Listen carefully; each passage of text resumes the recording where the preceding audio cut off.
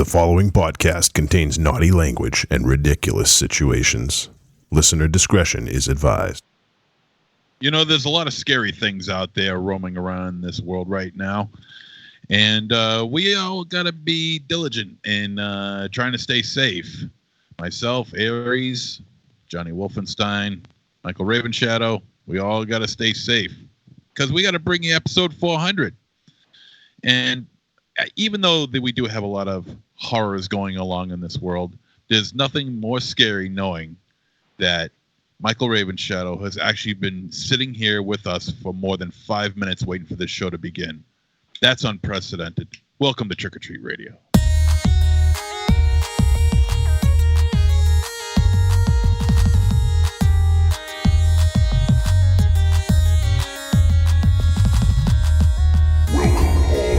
Zombies. You're listening to Trick or Treat Radio, starring the Deadites.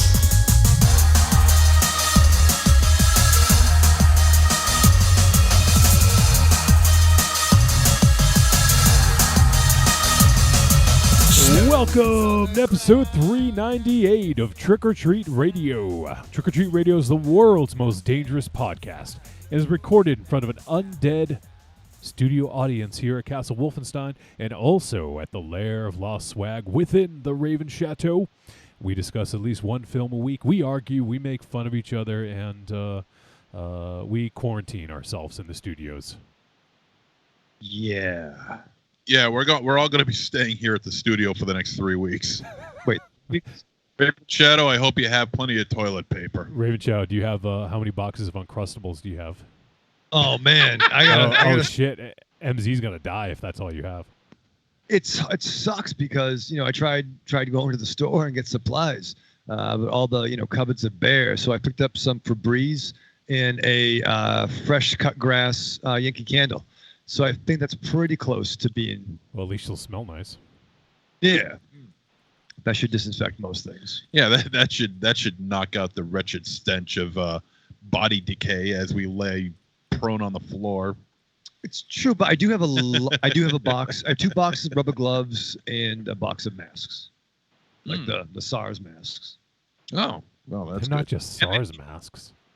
And I see you also got here a container of Clorox disinfectant wipes. Yeah, those came from the other studio.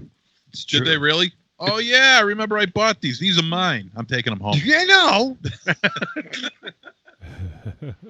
Possession is fucking 9/10 of the law. Is fucking 9/10 of the law.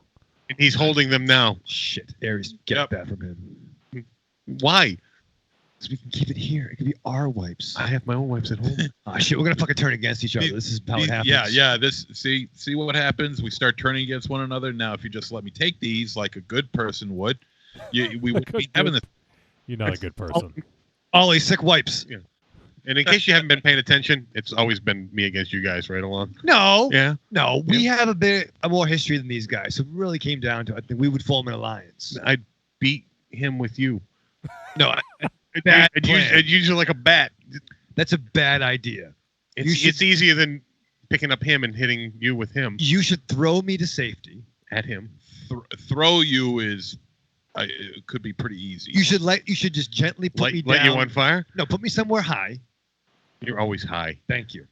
That's my secret. No, protect Ollie and I. Kill Monster Zero. Monster Zero, take your headphones off. I don't want you to hear this. Okay. I don't want you to hear this. All right, and then we need Johnny. Why? He's in Maryland. Shit. All You're right. I don't hear a thing. Good. All right, on 3, kill Monster Zero. No. And I love how the fact that the only reason you were here, quote unquote, on time is because we're running so damn late. Yeah. A win's a win. Yeah, that's true. You know what? A fucking a walk is the same as a base hit. Okay. No, it's not. No, actually. Not really. Why? No. If I get on base with if I take fuck. If Are I we take- actually gonna go there? John, if I take 4 balls, right? You'll take 4 balls. Yeah. Which are 3 more than what you got. That's fucking weird. What does that mean? You only have 1 ball. Yeah, no. But no, if I take 3 balls across the plate, and I get to Across first the nose. across the nose. It's 4. 4, yeah. I'm building anticipation. Or if I get a single to first base, Yeah. so I'm a big Bach Bellhorn fan. So okay, so let me get this straight. Thank So you. let's say you're hitting 299, Oh, and this is the last at bat of the season. And if you hit 300, you get a bonus in your paycheck. You know what? You just took that walk. You missed the opportunity to get that bonus in your paycheck because now you're not hitting 300, buddy. Well, you know what, pal? I'm a fucking team player, and I want us all to win because if we win the fucking World Series, we all get rings, okay? And we get a bonus. He's got you there. He's got a good point. Well, there. this is one game though. This is the last at bat of the season. Yeah, yeah. yes. Game 7 of the World Thank Series. you, Monster. No, Oh, that's- but you're talking about you're getting on base one way or the other. So you're just hold screwing on. He's raising the stakes too much because stats only count in the regular season. Ah. Yeah. So there you All go, right. Red Shadow. Last 162nd game of the year. You're not All going. right. You're not going to the playoffs, buddy. You're in last No, place. because fucking everyone's got fucking the virus. We would have gone to the World Series, all right, had it not be the coronavirus. Dude, what did you say? The coronavirus? The Kronos virus. How about the cannoli virus? Oh, that'd be nice. Well, Italy was having some problems. They finally named a virus you could remember. It's named after a fucking beer, and you still get it wrong. Go there. Wow, dude. Well, it technically it's COVID-19. Yeah, sounds like Ovid. That was my old MySpace. Username. You don't even know what MySpace is. I don't even know MySpace is. It's didn't called You don't Sounds even like know what a computer was when in the MySpace days. No, I knew what a computer was. I've seen fucking war games with fucking Matthew Broderick. Computers have come up quite a bit since then. It's funny. I was actually because of Slagoth posting his love for Fred Ward and how he felt that Fred Ward should be Wolverine. 2 weekends back, Mary and I had a Fred Ward double feature. We did Tremors, and we did Remo Williams, The Adventure Begins. Nice. Now that's a double feature. And I haven't seen that. I saw that in theaters when I was a pup. My soccer team, we went. Our coach took us. And I remember that being on cable like all the time back in the day. But I haven't seen it in probably 30 years, 25, 30 years. Have you guys? Which movie? Thank you. Remo Williams, Remo Adventure Begins. Williams. I saw it maybe 2 or 3 years ago. Right. Well, you should watch it again. It's on the Tubi. Oh. Ooh. Or Nice. not to be. Or not Tubi. But it still holds up a lot. Like, I forgot how awesome it really was. The only problem was I didn't recognize until now, and Marion pointed out to me, I did not know that his teacher was not really Asian. Well, I haven't seen it in about 20 years. So I don't remember. Yeah, it's Joel Gray's the actor. Now, you want to see a good Fred Ward movie? Thank you. Well, okay. What? What? I don't know. You were having a little discussion about one movie, and you were just gonna derail it and go to a different movie. Okay. Oh no, we could just continue. Okay, go ahead. The fucking moment's gone. No, it's not. I want you to get the coronavirus so much. He doesn't need it. Out of all of us, he's the one that doesn't need it. Yeah, I got enough problems Yeah. as it is. You almost So what's made Andy drive off the fucking road last week talking about your bathroom escapades. Oh, Yeah. oh, well, good. I'm glad to see. Good, yeah. I'm glad to see someone's entertained by it. Jesus. All right. Well, before we get too deep into nonsense, let me set the scene. Tonight, we are going to be talking about the film Uncut Gems from the Safty Brothers, starring Adam Sandler. Looking forward to talking about this one. And we also have some voice messages. So we'll get to those. And if anyone out there would like to go ahead and submit one if you're watching live and you would like to get your thoughts on the show, you can send in a voice message or an email to podcast@trickortreatradio.com. And also, since we are on episode 398, it is 2 weeks until 400. Now, we've started some planning, and we have a couple things in motion. So we'll see what we can do for 400, but there's a few things in motion right now. And if you guys would, as we typically do for milestone shows, people like to leave lots of voice messages, and we love that. So if you guys have anything that you'd like to send, once again, kind of the old standbys, favorite Trick or Treat Radio memories, thoughts. You want to pick a bone with us about anything, about a film we reviewed, anything like that, feel free. And you can send it in. Just let me know if you send in a voice message for that. Just let me know that it's for episode 400, so I don't play it next week on $3.99. So, looking forward to that. I can't wait to talk about this movie and play some voicemails later. But, yeah, some crazy shit going on, guys. Oh, man. Yeah, everything's closing down. By the way, a good Fred Ward movie, Escape from Alcatraz. Nice, nice. Yeah, everything's closing down. Scaricon is apparently no more. I don't think that's because of the coronavirus. I think that's just because of money. Yeah, no. I understand that. I mean, before we get to the big story on the coronavirus, if you really want to talk about that much, well, I don't care. I'm not itching to talk about it, but. No, but I mean, but one of our cons that we would frequent has decided to close its doors around here. Now, I don't know if it's the same in New York, but definitely in Framingham. They said they were going to evaluate. Yeah, they're going to shut the doors on Scaricon, which is unfortunate because I really enjoyed that con. That was more, sorry, Johnny, but that was more about the industry, about the larger cons, though. Like That's taking kind of what they said, yeah. I think, in terms of closing, there's no fucking NBA, there's no fucking NHL, Major League Baseball postponed the season 2 weeks at least. I know, and even no tennis. I mean, what the hell kind of a world are we going to live in now? No shit. No tennis, no Scaricon. What the fuck is this? It's fucking weird. It's goddamn Planet of the Apes all of a sudden. This is the worst apocalypse, though. It's a very slow-moving apocalypse. Well, yeah. I mean, who knows what's going to, I mean, a lot of things happened in a small matter of time. In 48 hours, I mean, things move pretty rapidly. So a week from now, 2 weeks from now, who knows what's going to happen? Yeah, just a couple weeks ago, our fucking comedian-in-chief was saying that it was the cases were going down. Yeah. That It was a big hoax. Yeah, it's a liberal hoax. It's a big hoax. Yeah. Created by the Democrats and the media. It's fucking unbelievable that a president says that. Yeah. And then he was hanging out with a fucking Brazilian fucking president, and that motherfucker gets fucking tested positive. Yeah. Tom Hanks tested positive. Yeah. What the fuck? Yeah. Is anything sacred? Coronavirus. Jesus Christ, Monster Zero. And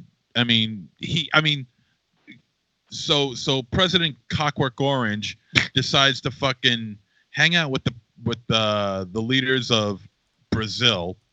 They got tested for coronavirus. They're positive.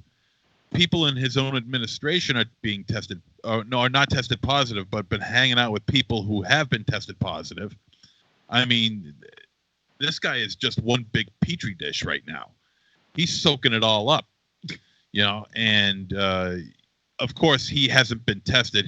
Neither he nor the vice president has been tested, and I don't think they want to get tested because they don't want to know what might come out of it. And I think even if he did take the test, he would say, "I'm perfectly fine. I'm perfectly fine." Did you watch him last night? No, I can't watch that dude. Oh, he sounded like shit. He sounded like he was suppressing a whole bunch of phlegm and a whole bunch of coughing. Actually, I saw a clip on the news, Johnny.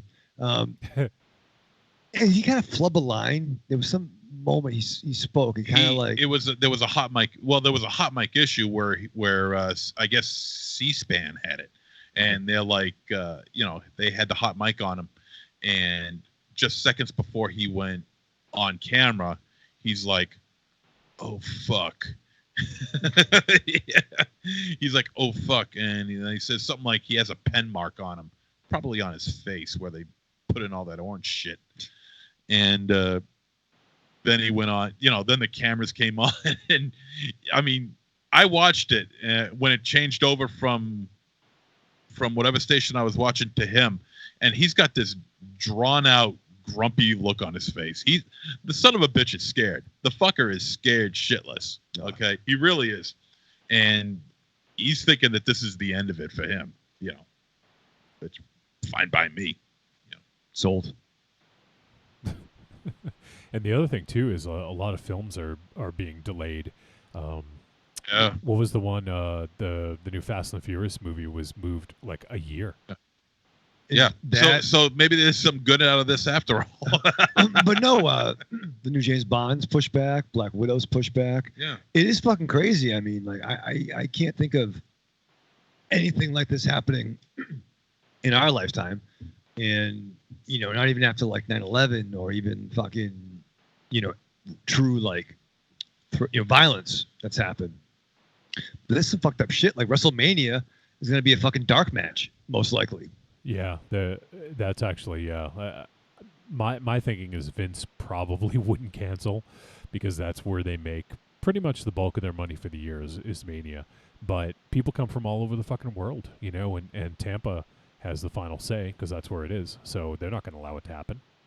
I mean, Vince don't give a fuck. I mean, he took fucking money from the fucking Saudi prince like the week after the fucking journalist was fucking killed. Yeah. Why don't they can just go to fucking Saudi Arabia and do the show there? Yeah, right. How about if they stay there too while they're at it? It's fucking weird. No Fuck Boston Marathon. Fuck them. Oh, I didn't hear that one, but I guess that makes sense. Well, it's been postponed. Oh, till September. So it's a crazy world out there right now, and we just gotta stay vigilant. Wash your hands. That's most important. Wash your hands. Wash your hands. Wash your hands. Wash your hands. You gotta do I that. can't believe I'm taking advice from MZ for being sick. Oh, Johnny, enough with the fucking. You know what? Kale. You know what? It shouldn't be advice. It should just be fucking common sense. Well, I agree with that for sure. I actually saw like after like this scare like last week, people were kind of in full force of like washing your hands. Like I saw some dude take a leak and just fucking walk right out. That's Maryland for you. Yeah, it's Maryland. Yeah, well, I don't know about that. I mean, I think it's just maybe idiots. he didn't pee on his hands. Well, it doesn't matter if you pee on your hands if you flush the toilet, right? I use my boot usually. Me well, too. you know what's funny?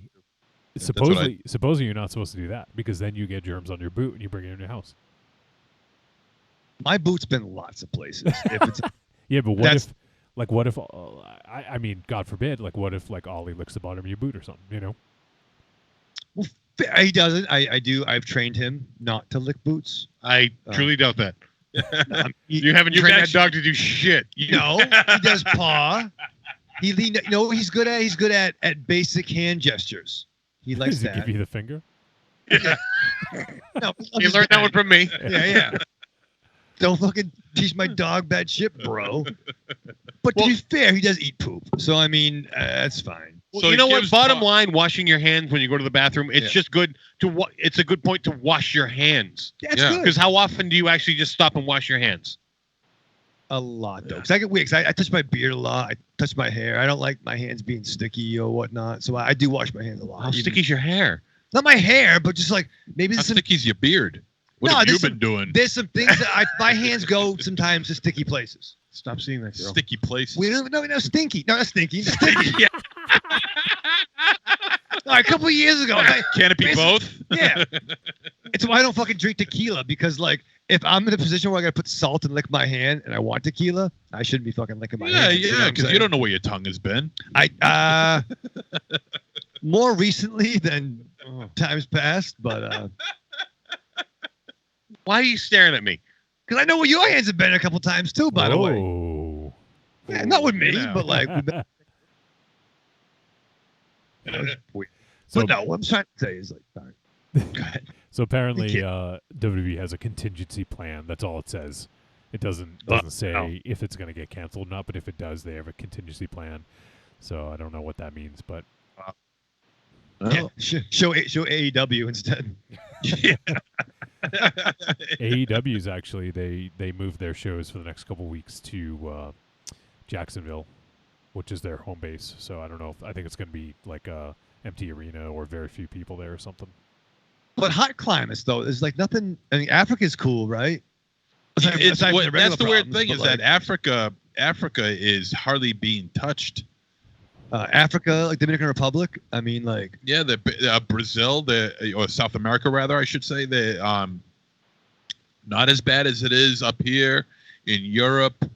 I mean, Alaska, Hawaii, Maine, Montana, Alabama, corny. big ups going. And I think Idaho is also another one that's in the clear. Ida Pimp. No, Maine is not in the clear anymore. Oh, they're not? No. Oh shit, really? There goes your backup plan. Yep. Cyrus the Virus is hanging out in the chat room. I'm pretty sure I know who that is. But he says NBA done, MLB done, NHL done, Trick or Treat Radio with the Vince McMahon immortal. Yeah, well, I mean, even though there's coronavirus going around, we're still coming on the air. Oh shit! He says there is a reported $75 million deal on the table from the Saudis for Mania. That's fucked Wow, up, dude. Saudi mania. Oh my god! Welcome to Saudi Mania. Oh man! Put your head on a pike match. What'd you say? A head on a pike match. No. It would be an automatic weapon on a pole match. Jesus. Daniel Bryan, listen. You're gonna pin fucking Brock Lesnar's gonna pin you, and a car bomb's gonna go off, pal. It's gonna be God. great. Yeah, have an iron circle, and all cars have car bombs on. Yeah. We're gonna bring in the Iron Sheik to guest referee, pal. It's gonna be awesome. Oh, Saudi mania. Saudi mania. That would be great if Vince comes out in the fucking headdress. He doesn't give a fuck. Vince just becomes like a Saudi baron. Yeah, he would get, and he would strut, do that with his that fucking walk, his arm flailing around. What do you call that? A habit they wear? What is that? I think it's a yarmulke? No. Okay, the both of you need to shut up. Yeah. I think so. I think Aries is right here. I don't know what they're called either, but I'm not just going to randomly throw out words. No.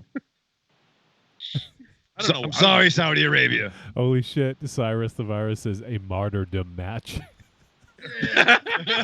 Oh It's a martyr on the pole match. It'll be great, pal. That's good shit. That's Oh not my power. God. Blowing the place up, motherfucker. Can we leave, please? There's no chick here. It sucks. Oh god. That's a fucking country. No, it's pretty fucked up. What's going on here, and it's kind of not using any sort of a media bias towards it or anything, but this is getting a little spooky. Well, and the funny thing is, there's so much misinformation too. Like, depends on who you listen to. Like, we should be really fucking worried, or you should only be worried if your, immune system is compromised. Yeah, thank you. Or if you're over 60 or whatever, you know. So, I mean, apparently, I am in trouble. Actually, I don't have a very good immune system. Too much chicken caught in it. oh No. my God. No. And apparently, like, the weird thing is, like, kids aren't really, they're getting it, but they aren't showing symptoms. Yeah, it's bizarre. It's fucking weird, Seems dude, like some right? sci-fi movie. It really is. I mean, Yeah. like, this is like Walking Dead, where like it's not the fucking the virus isn't the big problem. Like the zombies are the problem. It's what the humans do. Right. They fucking Right. Exactly. you Yeah. buy fucking toilet paper. You know, I fucking did. I went to the fucking package store and I called my fucking dealer. Fucking be smart, guys. You know what I mean? I'm gonna fucking Netflix and self-quarantine. I don't give a fuck. But the markup You on can't it. call your dealer from your house. You got to call him from the package store. That's weird. Well, maybe it's the same fucking place. Okay. Then why would you have to Back. call them there? I'm just fucking telling a fucking story. I'm in Yeah, line. but not very good. No, I'm getting a couple of. Well, it's not your fucking dynamite Fred Ward dropper like that killed my fucking previous shit. But talking about the fucking Statue of Liberty fight. Fucking what the fuck? Oh yeah, what was going with that, by the way, is the fucking computer had fucking Wilford Brimley on the old Macintosh on it with the green fucking computer screen. And he was like Oracle in that. All that computer can do is play Oregon Trail. But no, I mean, no, I do have a weak immune system. It's not very strong. So Toughen it up quick. Yeah, right. Yeah, I'll get on it right away. Yeah. Lick some wipes. Yeah, right. I should eat a few of these goddamn things. Have them wipe your inside, swallow them. Yeah. Wipe my ass. Thanks. But then you know. Cyrus says, just think of a Japanese death match, but the opposite for the martyrdom match. Oh man. And it says, it's ultimately about not being selfish. If you're healthy, think of your loved ones and even strangers. You may be a carrier. He's right. That's fair. So Why? I think that's the thing. I mean, I went to I had tickets to go see concert on Monday. Devin Townsend, come to think of it, and Robert Townsend? no, not Robert Townsend, Devin Townsend, and it got postponed. I was supposed to go see Artie Lang this weekend. Yeah, Well, he's just funny though. That's funny already. What's funny he that- canceled because of drugs. Well, it's a very Artie Lang thing because it was canceled. I got the email on Monday, but it was the canceled because of personal reasons. Couldn't find his nose. Yeah, I mean, once again, I was 60-40 the show was going to happen. Yeah. Not coronavirus aside, just Artie is fucking Artie. Would you have to pay extra if you want to play with his nose? I don't know. Then, to be fair, I got the tickets on the low price on the house. So, but nice souvenir. I think you still got ripped off. That's fair. But also there was a word about Doug Bradley. I don't know if any of you saw this. He is possibly battling colon cancer. Sucks. It's very light. It's very treatable too. Okay. Apparently. Oh, well, So I mean that's good news, but still, it's real unfortunate. yeah, it is. And so he's unable to make a couple of conventions. Not even counting, this whole virus thing going around has nothing to do with it. But I think what was it? Monster Mania, I think it was. That's coming up in a couple of weeks or next week. And so he's dealing with a slight case of colon cancer right now, and hope he pulls through okay. Yeah, hopefully, man. Yeah, don't want to lose that guy. Cyrus says, check eBay and type in disinfectant wipes. Your blood will boil. I believe it. What does that mean? Like price gouging? Yeah. Yeah. And, The markup's got to be like 507,000%. Yeah. And Evil Corny says, no cases in Alabama because motherfuckers here ain't tested shit. Corny, send me some TP and disinfectant. Well, you're going to make them go out and go to the post office to send it? Yeah. There are no cases down there. Yeah. I'm sure the shelves are fully stocked down there. And I'm sure if Raven Shadow wants some immediately, I'm sure Corny is more than happy to oblige. Listen, And make sure that he gets it to Raven Shadow immediately. Corny is my good friend. Let's go down there like Cannonball Run style. Cannon Bunyan. What does Cyrus say? Imagine if Artie, Vince McMahon, and Courtney Love were the last people on the planet, and we depended on them to save the human race. Oh, God. Wowzers. Wow. Yeah. We'd be in trouble. That's scary. I Oh. could see Vince and Courtney Love, but that'd be weird. Holy shit. 4-pack of Lysol spray was $89.99 last night on eBay, says Cyrus. Get the fuck out of here. Fuck that shit. People are cunts, they really are. People are really just fucking assholes doing this to people. How big are the packs, though? Packs of what? Who cares? Are they like really big fucking Lysol wipes? It's spray. Oh. It says spray. Oh, it's a spray. can. Yeah. 4-pack, $90. Kiss my ass with that shit. MZ, you're good with math. How much is that per bottle? What, $90 for 4? Yep. It's $22.50. Look at that. So The price is right up like a motherfucker in here. We should do the opposite. Fuck it. We should all gather and all fucking just fucking party and fucking Jesus Christ. And Well, go to like a the problem with that is if people get sick, there's not going to be beds in the fucking hospitals.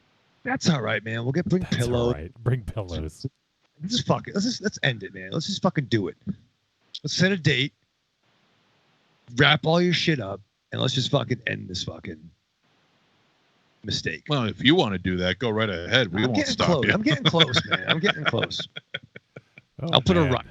I'll put a rider in the house next to keep this room open for Trick or Treat Radio. Cyrus sent me the picture. Lysol disinfectant spray, $89.99 for a 4-pack with $4.99 shipping. Oh, Fuck that guy. You know what? You believe the gall of that person to charge fucking $4.99 for shipping after that? Is it Clorox disinfectant wipes? No, Or spray. spray? Clorox spray. Spray, I meant to say Lysol spray. I mean. Lysol. Okay. What are you gonna look it up to tell a person to fuck off? Yeah. Hold on. You were the one who won the ball liquors. Look at this shit. Oh, you go on Amazon or something? No. I'm looking at eBay. eBay, yeah. Yeah. 4-pack, $54. This is fascinating radio for those. 4-pack, listening. Shut up about the fascinating radio bullshit. I'm just looking at. You guys can talk too, while I do this. Yeah, why should it be fascinating No radio one's when you're on a stopping you. podcast? But, because you're just like, listen, this Lysol. You're bubbling into the mic. Rodimus Prime. Cyrus says, I'll bring my Nikes, pal. Oh, pal. Yeah, bring those Nikes. Heaven's Gate, baby. Oh, shit. Still kick your dick off. What? These people should. Didn't they do that? Did What you those just say guys- don't freeze your dick off? Well, don't do that, folks. That's my message to the kids. That's a foundation I'm starting. The Michael Raven Shadow, don't freeze your dick off, kids. No, but Chris Blimmin. you're just saying words into the microphone. Now he's pouting. Go ahead.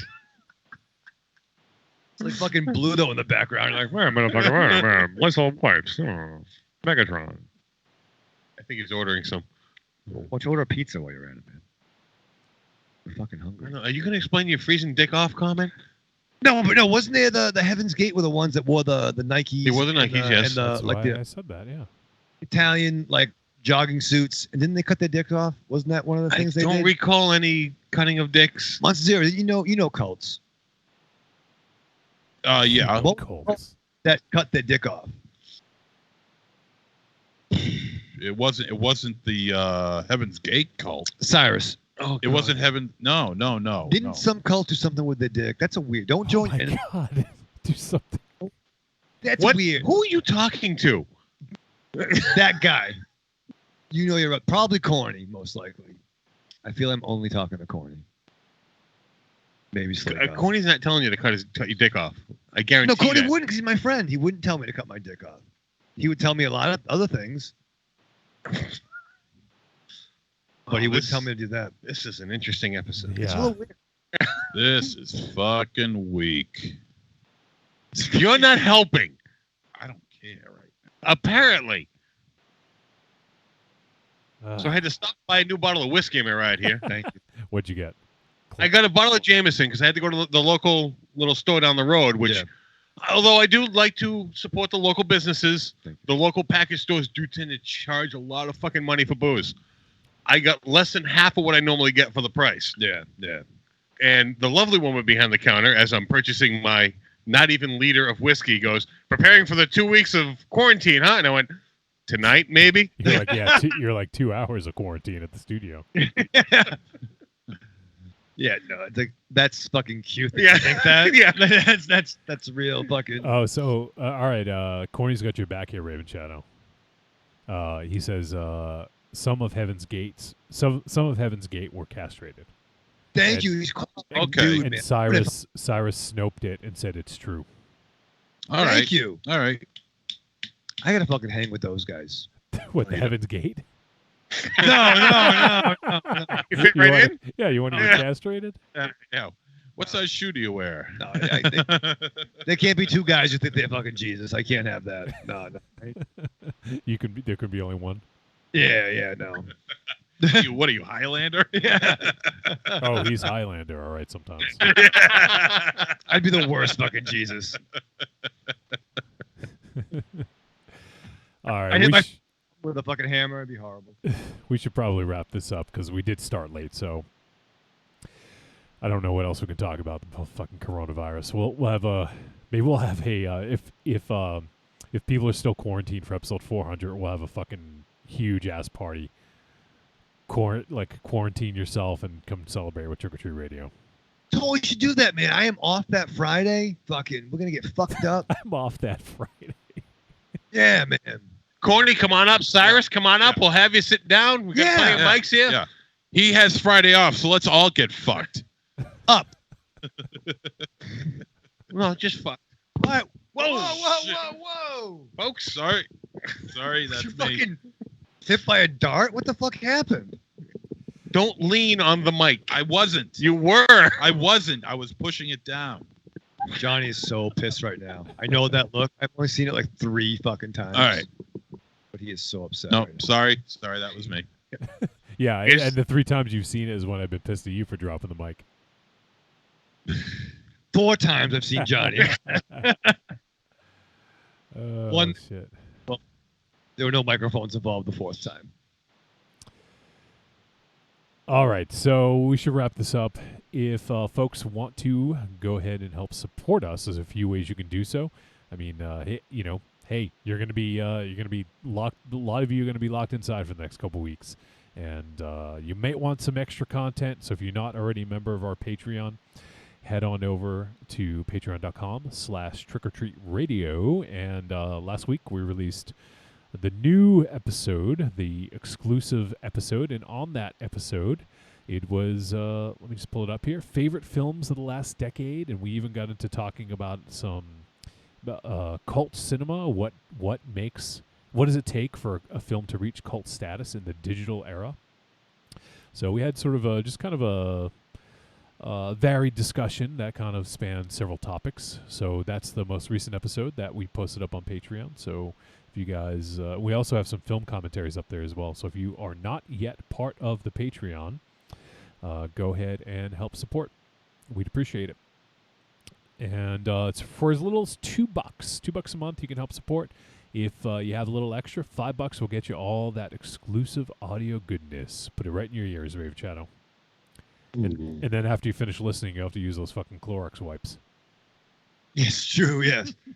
That's the move, dude. We could have to do some fucking trick-or-treat radio toilet paper and some wipes. Oh, I thought you were going to say you wanted... Your face on toilet paper? People would love to wipe their ass with your face. That's true. Not my face. No. Yeah. That's a trick-or-treat radio, okay? Do the fucking, the logo with the radio. The logo with the radio. Oh, so you want people to wipe their ass with our logo? I think your face would be better seller. Yeah. No. I'd buy a case. It's a bad idea, Johnny. No. Maybe we just have like, I don't know. Maybe like, we'll figure it out. Let's fucking talk to marketing. All right, so patreon.com/trickortreatradio. Also, there's a few other ways you can help support the show. Head on over to trickortreatradio.com. Scroll down, look for the Amazon logo. Click on that, and it'll bring you right to Amazon. Input our affiliate link. So you want to buy those $90 fucking Lysol spray, Clorox wipes, whatever, just, I don't know, click our link. We'll get a cut of that. Yeah. So Raven Chow, it doesn't cost them any extra. But it's another way to help keep the lights on. Exactly. So head on over to our website, trickortreatradio.com, and click the Amazon link. And then also you can click on the store, buy some digital content. We got the greatest hits of Trick or Treat Radio on there for you to purchase for cheap money. And that's another thing that can, keep you occupied, give you a few hours of enjoyment. So go ahead and check those out as well. All right, Raven Shadow. So you quarantine yourself. You get ready to watch Uncut Gems. What do you do to prepare for this movie? All I've been doing, dude, is listen to fucking Inside of You with Michael Rosenbaum. I fucking loved that show so fucking much. Do you let him inside of you? Oh, yes. It's truly the 13th step. And then after that, I will then watch Smallville again. So I'm making my way through Smallville season 2. And it really fucking calms me down because let's just say this week's film is not very calming. So it's kind of the opposite of the soothing, dulcet tones of Michael Rosenbaum and the heroic exploits of Tom Welling. Preparing for this movie is the exact fucking opposite. So beforehand, I took some Clorox wipes, maybe some spray, went in the bathroom. Don't finish that statement. And Bathroom. Strapped on. The following message is a paid advertisement for the Cult of Muscle podcast. The Cult of Muscle. You're either in it or you're dead. It's the dawning of a new age. The halls of Valhalla have been shuttered. The heroes of yore have either retreated to the shadows or taken to capering for the amusement of the small folk. Their past glory is a distant memory. The barbells have been torn from their once puma-strong grips. The beards shorn from their square jaws, only to be transplanted onto flannel-clad, puny weaklings with fingers barely powerful enough to strum a ukulele. The time has come, my brothers, to restore order from the chaos. No longer will our heroes be forgotten. No longer will their great deeds be viewed through a foggy lens of irony.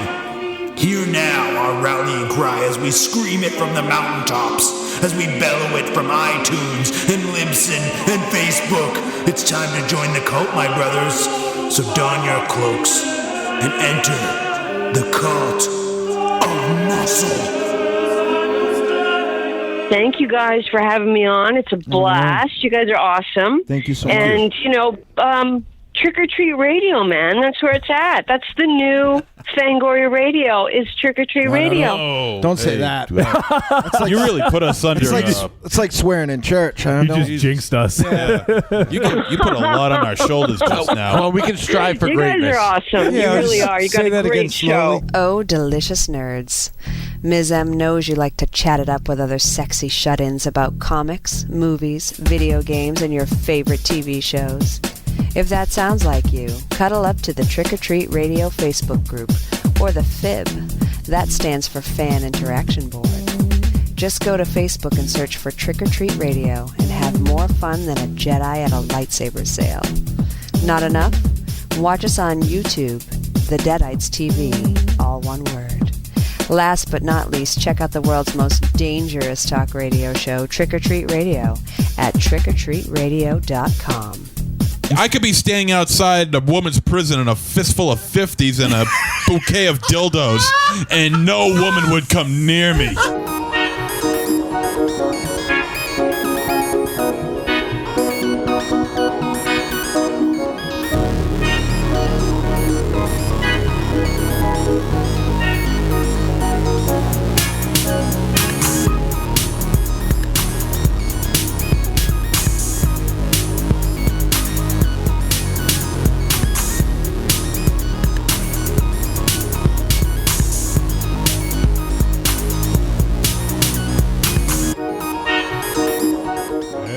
We have returned on Trick or Treat Radio.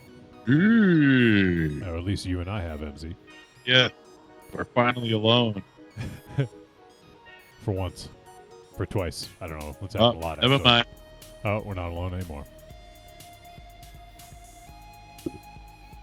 All right, so we're going to talk about this week's film, Uncut Gems, from 2019.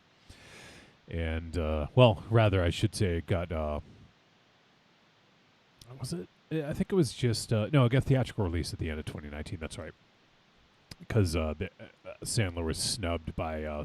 some people say he was snubbed for the Oscars. So it would have had to come out last year. The film was rated R, 2 hours, 15 minutes. It is a crime drama thriller. It is directed by the Safty Brothers, Benny and Josh Safty. And it is written by Ronald Bronstein, Josh Safty, and Benny Safty. And the film stars. It's first build. Let me see if I can get the. Yeah, because it's going to be difficult because there's a lot of cool cameos in this. So I want to make sure I get the right. So. Obviously, it's got Adam Sandler. It's got Lakeith Stanfield. It has Kevin Garnett.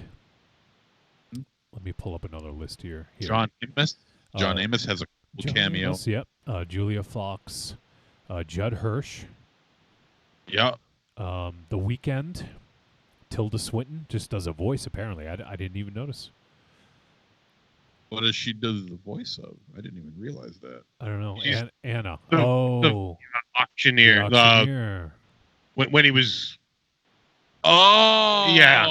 okay. Not the auctioneer, but who was in charge of the auction? The person, On the phone. the person on the phone, yeah. Oh, okay. That's funny. Eric Bogosian, who I love. Yes. And a whole host of other folks. There's a lot of people in this. Natasha Lyon was in it. Let's see. Keith Williams was fucking awesome as Phil. All right, so this is a pretty crazy cast. And the synopsis for the film: with his debts mounting and angry collectors closing in, a fast-talking New York City jeweler risks everything in hope of staying afloat and alive. Whew. Where do we start?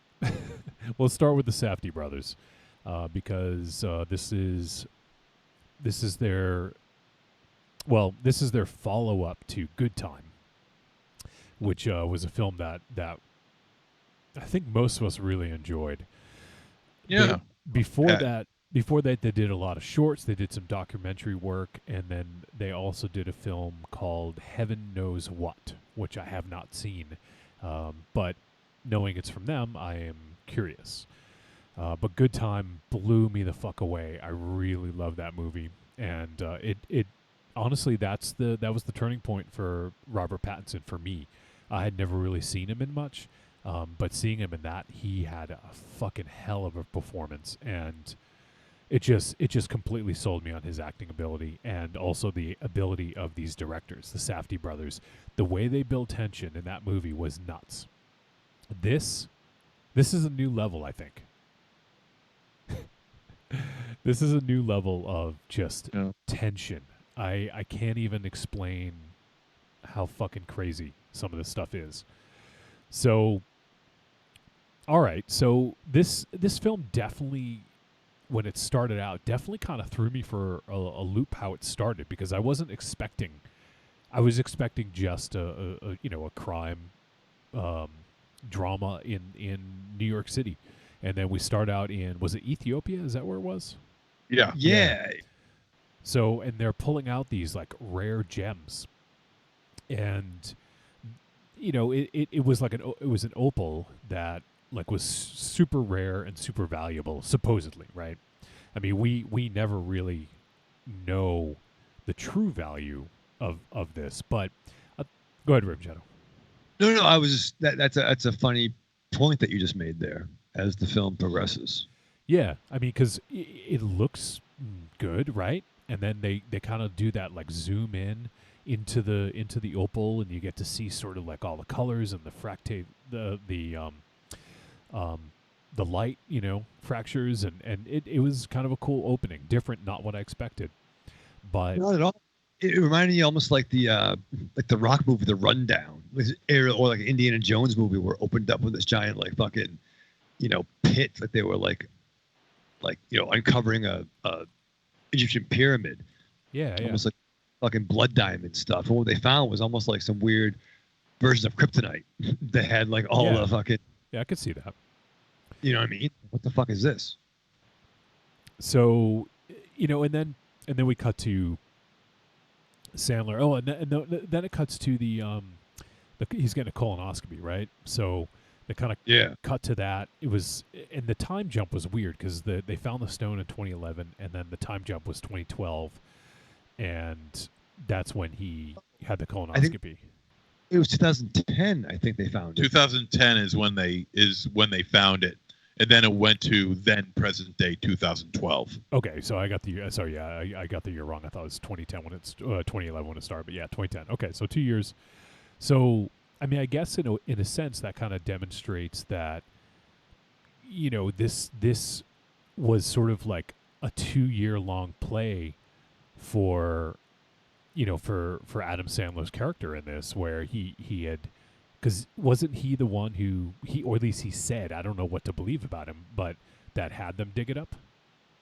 Well, I think we saw it on the History Channel. Oh yeah, that's right. Oh yeah. I'm sorry, you're right. Yeah, he saw it in the History Channel. Yep. So there was enough time for discovery, and it even was weird how it opened up with the workers, the native workers, and the one dude was fucked up. Fucked up with the leg, yeah. That was fucked up. There were a bunch of I think it was like Chinese workers who seemed to be doing the excavating. Yeah, that's right. Yep. and we cut to, Adam Sandler in modern day, air quotes, 2012 New York, getting his hustle on. Howard Ratner seems a very appropriate name for some reason. Which is funny when Sandler was on Stern talking about it. He made a comment that the I'm going to say the name's wrong. The Safty Brothers. Yep. Were Safety, big. got it. Safety Brothers were big Howard Stern fans, and they kind of gave Sandler the direction to kind of be have a Howard Stern kind of vibe, was part of the character that he was playing. Interesting. I don't know if I saw that, but that was what Sandler said on Stern. Okay, yeah. Yeah, I definitely, I mean, it didn't, if he was channeling him, I didn't necessarily get that, but I'm sure that it was a lot of stuff going on, to get there. But a couple things right off the bat, obviously weird seeing him in this type of role.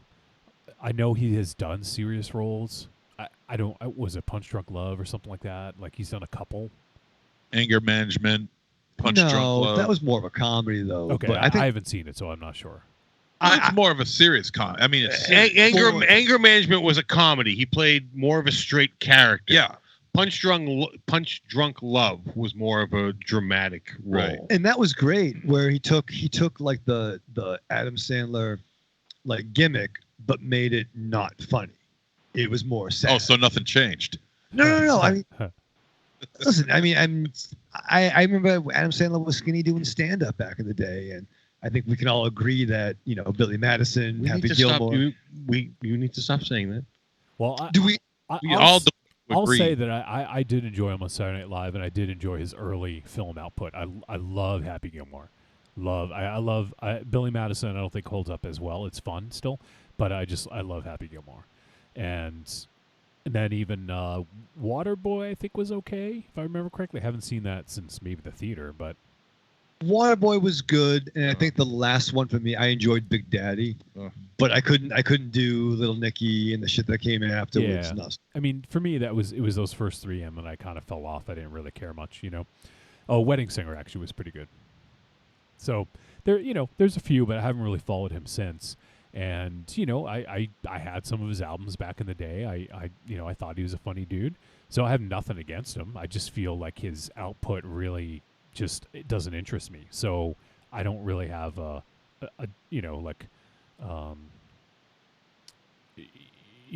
just don't really have any say, really. I don't really care, Corny says Reign Over Me was a serious role that he did. So, I mean, he's done them. This isn't like the first time, but this was definitely a shift from a lot of the stuff that he's done prior.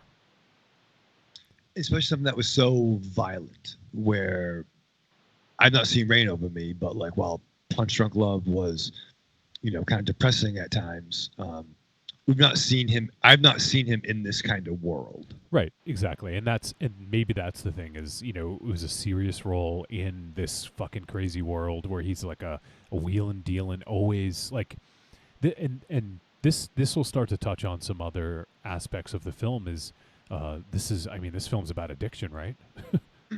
And totally, and that's something that and excess. It's something that I thought about a lot. Whereas, despite all my bad habits and flaws, gambling is not one of them. I don't. You're probably living on the street if it was. Yeah, right, yeah. That'd be fucking really, asshole. You're fucking fucked. But gambling. You'd be like, give me a parlay on Papelbon. They'll be like, Papelbon doesn't play anymore. You'd be like, what about Trot Nixon? He doesn't play anymore. Give me $200 on Jungle Boy on AEW. I like him. You'll be horrible at this. But no, yeah. I mean, I only gamble on my health and personal relationships. That's not going well for you. So yeah. Well, one of them is the ladder. The ladder's going well. But thank you, Aries. Gotta keep the health up, though. No, you got to work on. Yeah, no. Wait a minute on the personal relationships because it's you. No, fuck. Yeah, I'll fucking call you out on air. I don't give a shit. My oldest friend, ladies and gentlemen. But yeah, so I don't gamble for me. So that mentality actually truly bothers me. I fucking don't like. Once again, if you gamble, you do it the right way. I'm not gonna fucking hold it against you. I got my own problems, but I hate that fucking gambling mindset. See, that blows my mind that you're addicted. You have an addiction. Thank you. That you don't. What do you mean, fucking? you have an addiction, but you don't understand other people's addiction. No, so yes, all right. So not that I don't understand it. It's just I don't like the gambling addiction. But aren't you gambling with your life with the way you smoke all the time? Not just smoke, but yes. But it's true. I think like the key word is functioning. But no, I think for me, I've been to a casino 3 times, and the first time I won $15 and I cashed out and just smoked indoors like a grown up. That was nothing for me. Is that when you saw Morris Day in the time?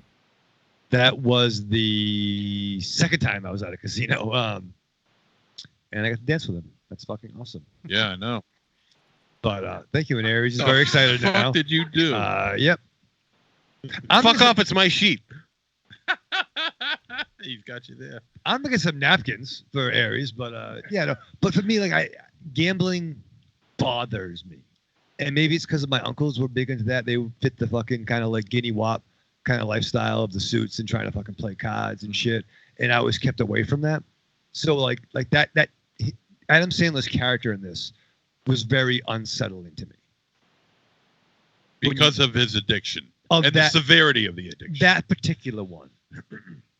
So I mean, well, you can understand though. I can. No, I okay. Can totally Well, to a certain degree, yeah, you can understand because this is a guy who's obviously been living his life through gambling. He's gotten to where he is through gambling. He's apparently won a bunch, but you know, if history has proven anything, he's probably lost a bunch too. But he's got his own business here, running a jewelry shop. But he's like on the tail end of that because he's failing at it. Like he's looking for the big payout. Yeah, right. That's just kind of it's almost like a front for him to and the thing is, like, it's interesting because the people who work for him mostly seem to like him, except for that one guy who quits on him. But prior to that, like it seems like the people that work for him actually kind of like him. So, but you know what? I mean, even without the gambling situation that he deals with in his daily life, yeah, I could never deal with that kind of hectic lifestyle of having a business like that and dealing with the people that you have to deal with to make that business thrive. Yeah, it just that would just wear on me within a week. Well, you got to have a pretty strong constitution in order to put up with that shit day in, day out. Even without the hustle aspect of it, just that type of jewelry business. Yeah, most people can't do. Yeah, I could not do that. It takes certain something to do that, and Howard's character, the character of Howard, certainly has that. Yeah. But like we were saying, he's looking for the big payoff, but he feels like everything's crumbling around him. Well, because everything is. It is. Yeah, it literally is.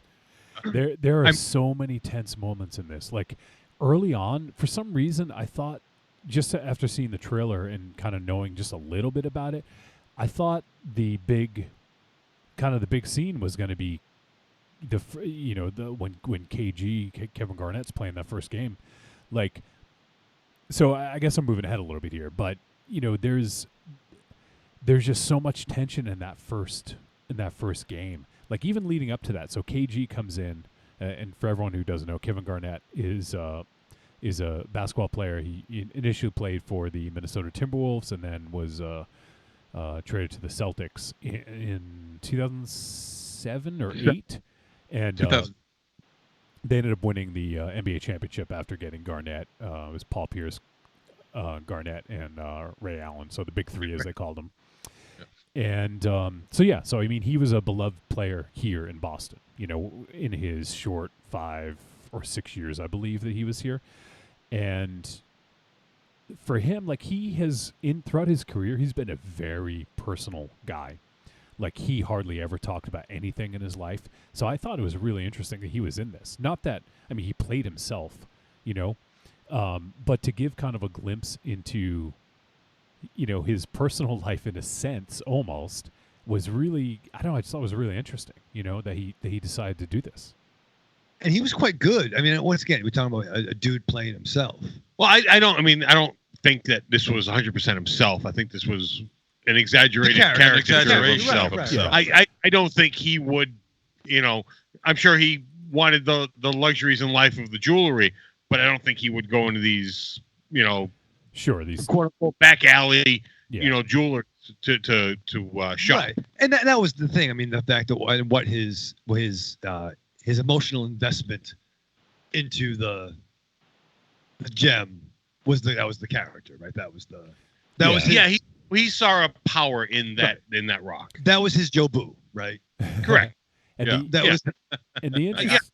the interesting thing about this is, like, this film is weaved around real life because they use footage from the actual games from 2012. Like, that's footage from the actual playoff series against the 76ers. So that had to be approved by NBA. by the NBA. NBA, right? Yeah. But if you pay them money, they'll approve anything. That's true. Capitalism. Right. Major League Sports, unbiased. Right. So, but it's really interesting. I would love to find out the sort of like the story behind this. Like, how did this fucking how did they come up with this? Yeah, how did he go from fucking Blood Diamond to fucking like what made them decide Kevin Garnett? Was it something specific about him? Was he available at the time? I would have to guess half of it was he was available, and he's no longer an active player, right? So they needed to set this in a period where he was an active player, but he's still young enough to be an active player. This is getting ahead of myself. 40s, mid-40s at this point. Was it a line I'm getting ahead of myself, but there was a line that was said. Oh, at the end? Yeah. Yeah. I think, what's funny? I wanted to look that up and I forgot. But I'm pretty sure that was a legit line because he says something like it was just me and The Rock. Because the basketball. Yeah, but that's what they call the basketball. No, he was talking about Dwayne The Rock Johnson. Yeah. Well, Garnett. Cooking. I'm sure that was part of the reason why they weren't actually just having a stone, like a diamond, like a small set in a ring type of thing, and why it was actually set in a rock, like uncut. Yeah.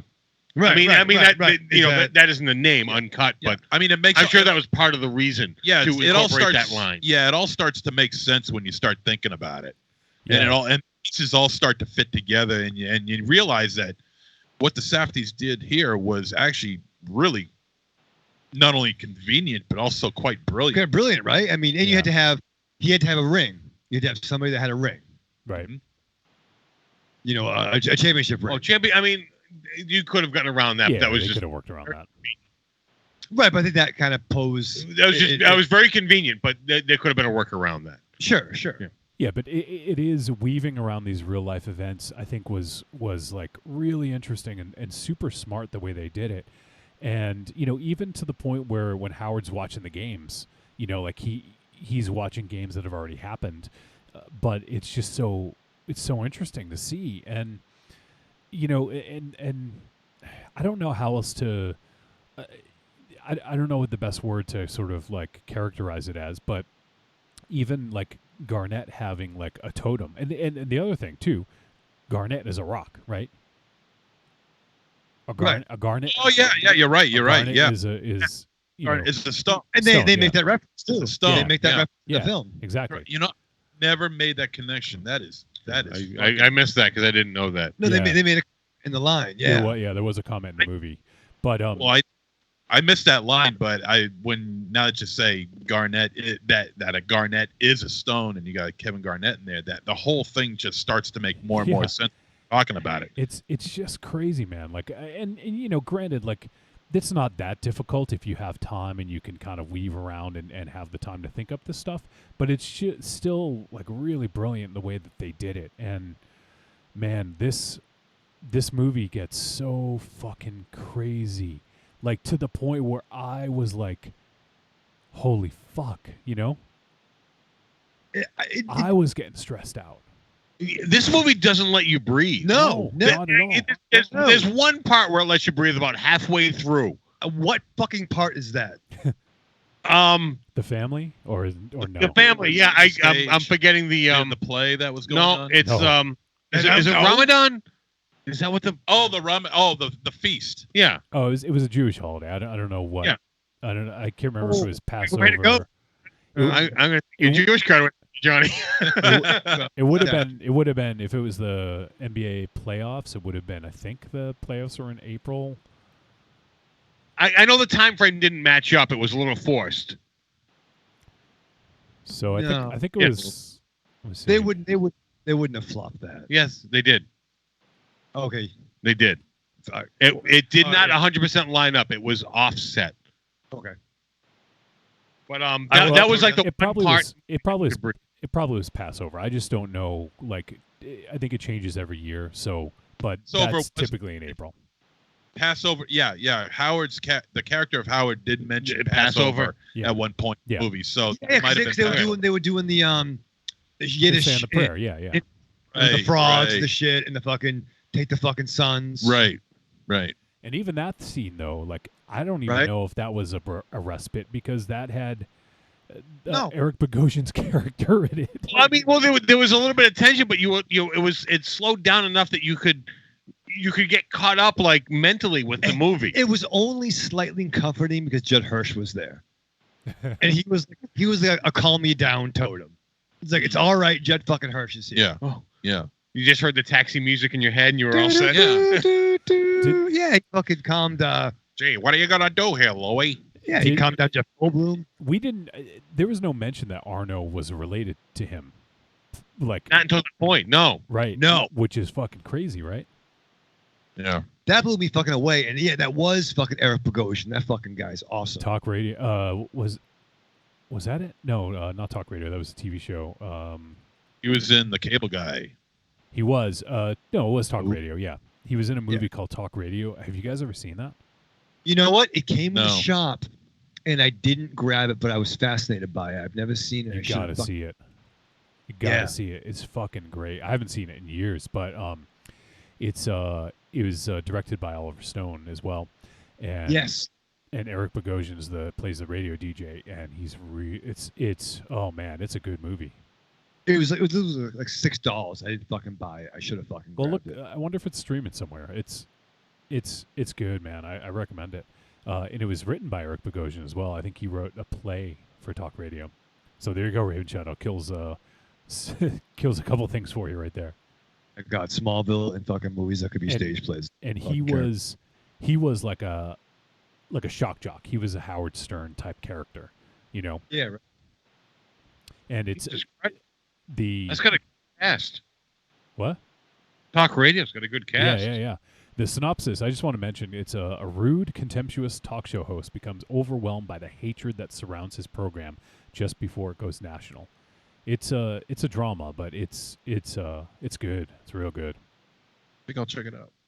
Yeah, I recommend it. Definitely check it out. Yeah, it's got a great cast as well.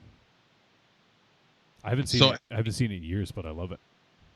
So Adam Sandler's character was Howard Ratner. Howard Ratner, yeah. So I mean, he has a family. He has a wife who seems to be a real pain in the ass to him. Kids who, he's got an old daughter that doesn't really respect. It goes both ways with the wife. Yeah. It goes both ways. Oh sure. There's no doubt about that. Because you're gonna feel it's a marriage that's crumbling all around him. Because his behavior he's showing. I mean, these aren't young people. So like the kids are at least in their early teens. Yeah. So she's been around this bullshit for at least 20 years, probably. Yeah, 2 kids, this lifestyle, and the fucking always probably losing rent money, always fucking coming up short. You see where his kid wants him to say goodnight to his kid, and he's still watching the fucking game. Yeah. Halftime. And so he finds solace in one of his employees, played by Julia Fox, and apropos. Yeah. And so they have a relationship together. He has a spare apartment, And so that's where he goes to, relieve his tension, you might say. Okay, he doesn't have a spare apartment. He rented her an apartment. All right, whatever. It's not like he was like, "Hey, I got this place over here. You want to move in?" Hey, what's this? All right, whatever. Spare apartment. All right, whatever. So, it really doesn't seem. I mean, it doesn't seem to be helping that much because in pretty much every single scene in this movie, Sandler's character is screaming at the top of his lungs, and it doesn't matter to who, for what reason. He's always screaming. He's got his stress level has hit like its absolute peak, and you feel that, and it feels very because you're in this. The camera is so close on Sandler too, by the way. Whenever he's doing this, it has a very claustrophobic feeling, and it's very exhausting, and it makes you tired watching it, which normally is not a very good feeling to have when you're watching a movie, but in this instance, you're living the movie with Howard. It's an exhausting performance, but it's very well done. I was jacked up, man. I put this on around 9:15 last night after, getting home, and didn't fucking relax at all. I was fucking tense. This is not a relaxing movie. Not even. There wasn't even like. Not even like a little. Or there was no. I can't think of any levity at all. Like, I was fucking tense the entire time. Ollie didn't like it. He was scared. Well, there's a couple little moments. Few and far between, bro. I can't. Everything about Sandler. The first time we see him, he's fucking jammed up. After. Well, yeah. I mean, that's they don't pull any punches with it. No one pulls any punches. Exactly. Yeah, it's some fucking assholes in this film. Oh yeah, there's not a redeemable character in this movie. Yeah, that's fair. Yeah, I don't know. It would be really different. Maybe Garnett. But no. I wouldn't even say him. I wouldn't even say him. I would not. I was just gonna say he's the closest. I would say the guy she was talking to in the sports bar. Oh, that guy. Not the one with the glasses. The other guy. Oh, yeah. Okay, not the guy that's like... Yeah. One that explained the bet to her. The guy with the tan. Yeah. No, not that one. The other one. The one that just explained the bet. I'm pretty sure that was fucking Steranko, the fucking comic artist. That guy seems so familiar. I looked him up and nothing. Like he's been in like 2 things. That was it. Yeah, right. The one guy that had fucking 2 minutes of fucking screen time. Yeah, there really wasn't any characters that had any redeeming qualities in this at all.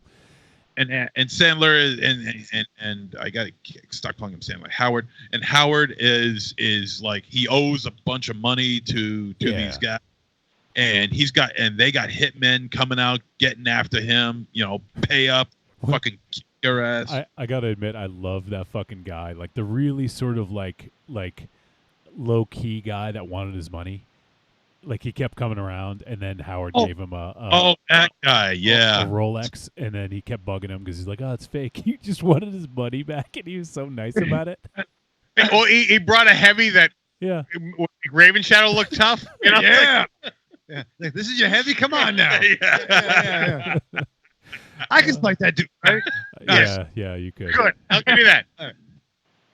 Maybe a close. Corny says I was on the verge of an anxiety attack during most of the film. Yeah, nothing. This is not fun. Yeah, nothing fun about this at all. I want to watch Happy Gilmore. You know what? It's so weird because, my opinion, I think I never thought I would ever see myself enjoy an Adam Sandler movie, let alone it's over 2 hours long. Yeah, it's true. Okay, because when Wolfie said that we were going to be reviewing this film, I said to myself, man, I got to do something to prepare myself for this. And you know what? I really didn't do anything. Did you strap on? No, I didn't. I jerked off. I transformed Jetfire for a little bit. and I was around the halfway point that I realized that what I was watching was something real special. That's it. Maybe a testament to the fucking Safty Brothers, right? It's absolutely. This is all. Them, all that. And they sorry, Johnny. They elevated fucking Twilight. You know, they upped his gangster. Has a fucking name. Yeah, fucking Robert. You know, Robert. No, this is all Safty. This is all Safty. Yeah. And I was trying to think back to Good Time, which, well, once again, not a complete feel-good picture. I feel there was a little more. You could relax a little bit, maybe, where the tension in this was just fucking from the fucking jump. Because everything was so in your face. The camera was so. I mean, it was in everybody's face. And it's like it was mentioned. There are no likable characters in this movie. Every major and minor character in this movie is a scumbag in some form or another. Yeah. With Howard leading the way. And I gotta say, Adam Sandler did a great job here, and I never thought I'd ever say that. You know, it kills me to say that. Timestamp. It kills me to say that, but he did an excellent job here. I think it was a complete transformation. I mean, okay, once you see him walking, you know, doing on the phone and hey, whatever, you know, doing all this fucking shit. I didn't see Adam Sandler in this. Just like I didn't see fucking Twilight in Good Time. He's a fucking good actor. I can't wait to see him to be the fucking Dark Knight. Well, then stop calling him Twilight. Yeah, well, it's fun.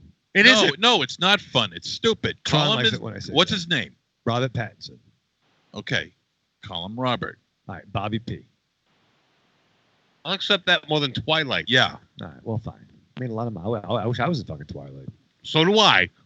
and I'd smack you if you called me Twilight.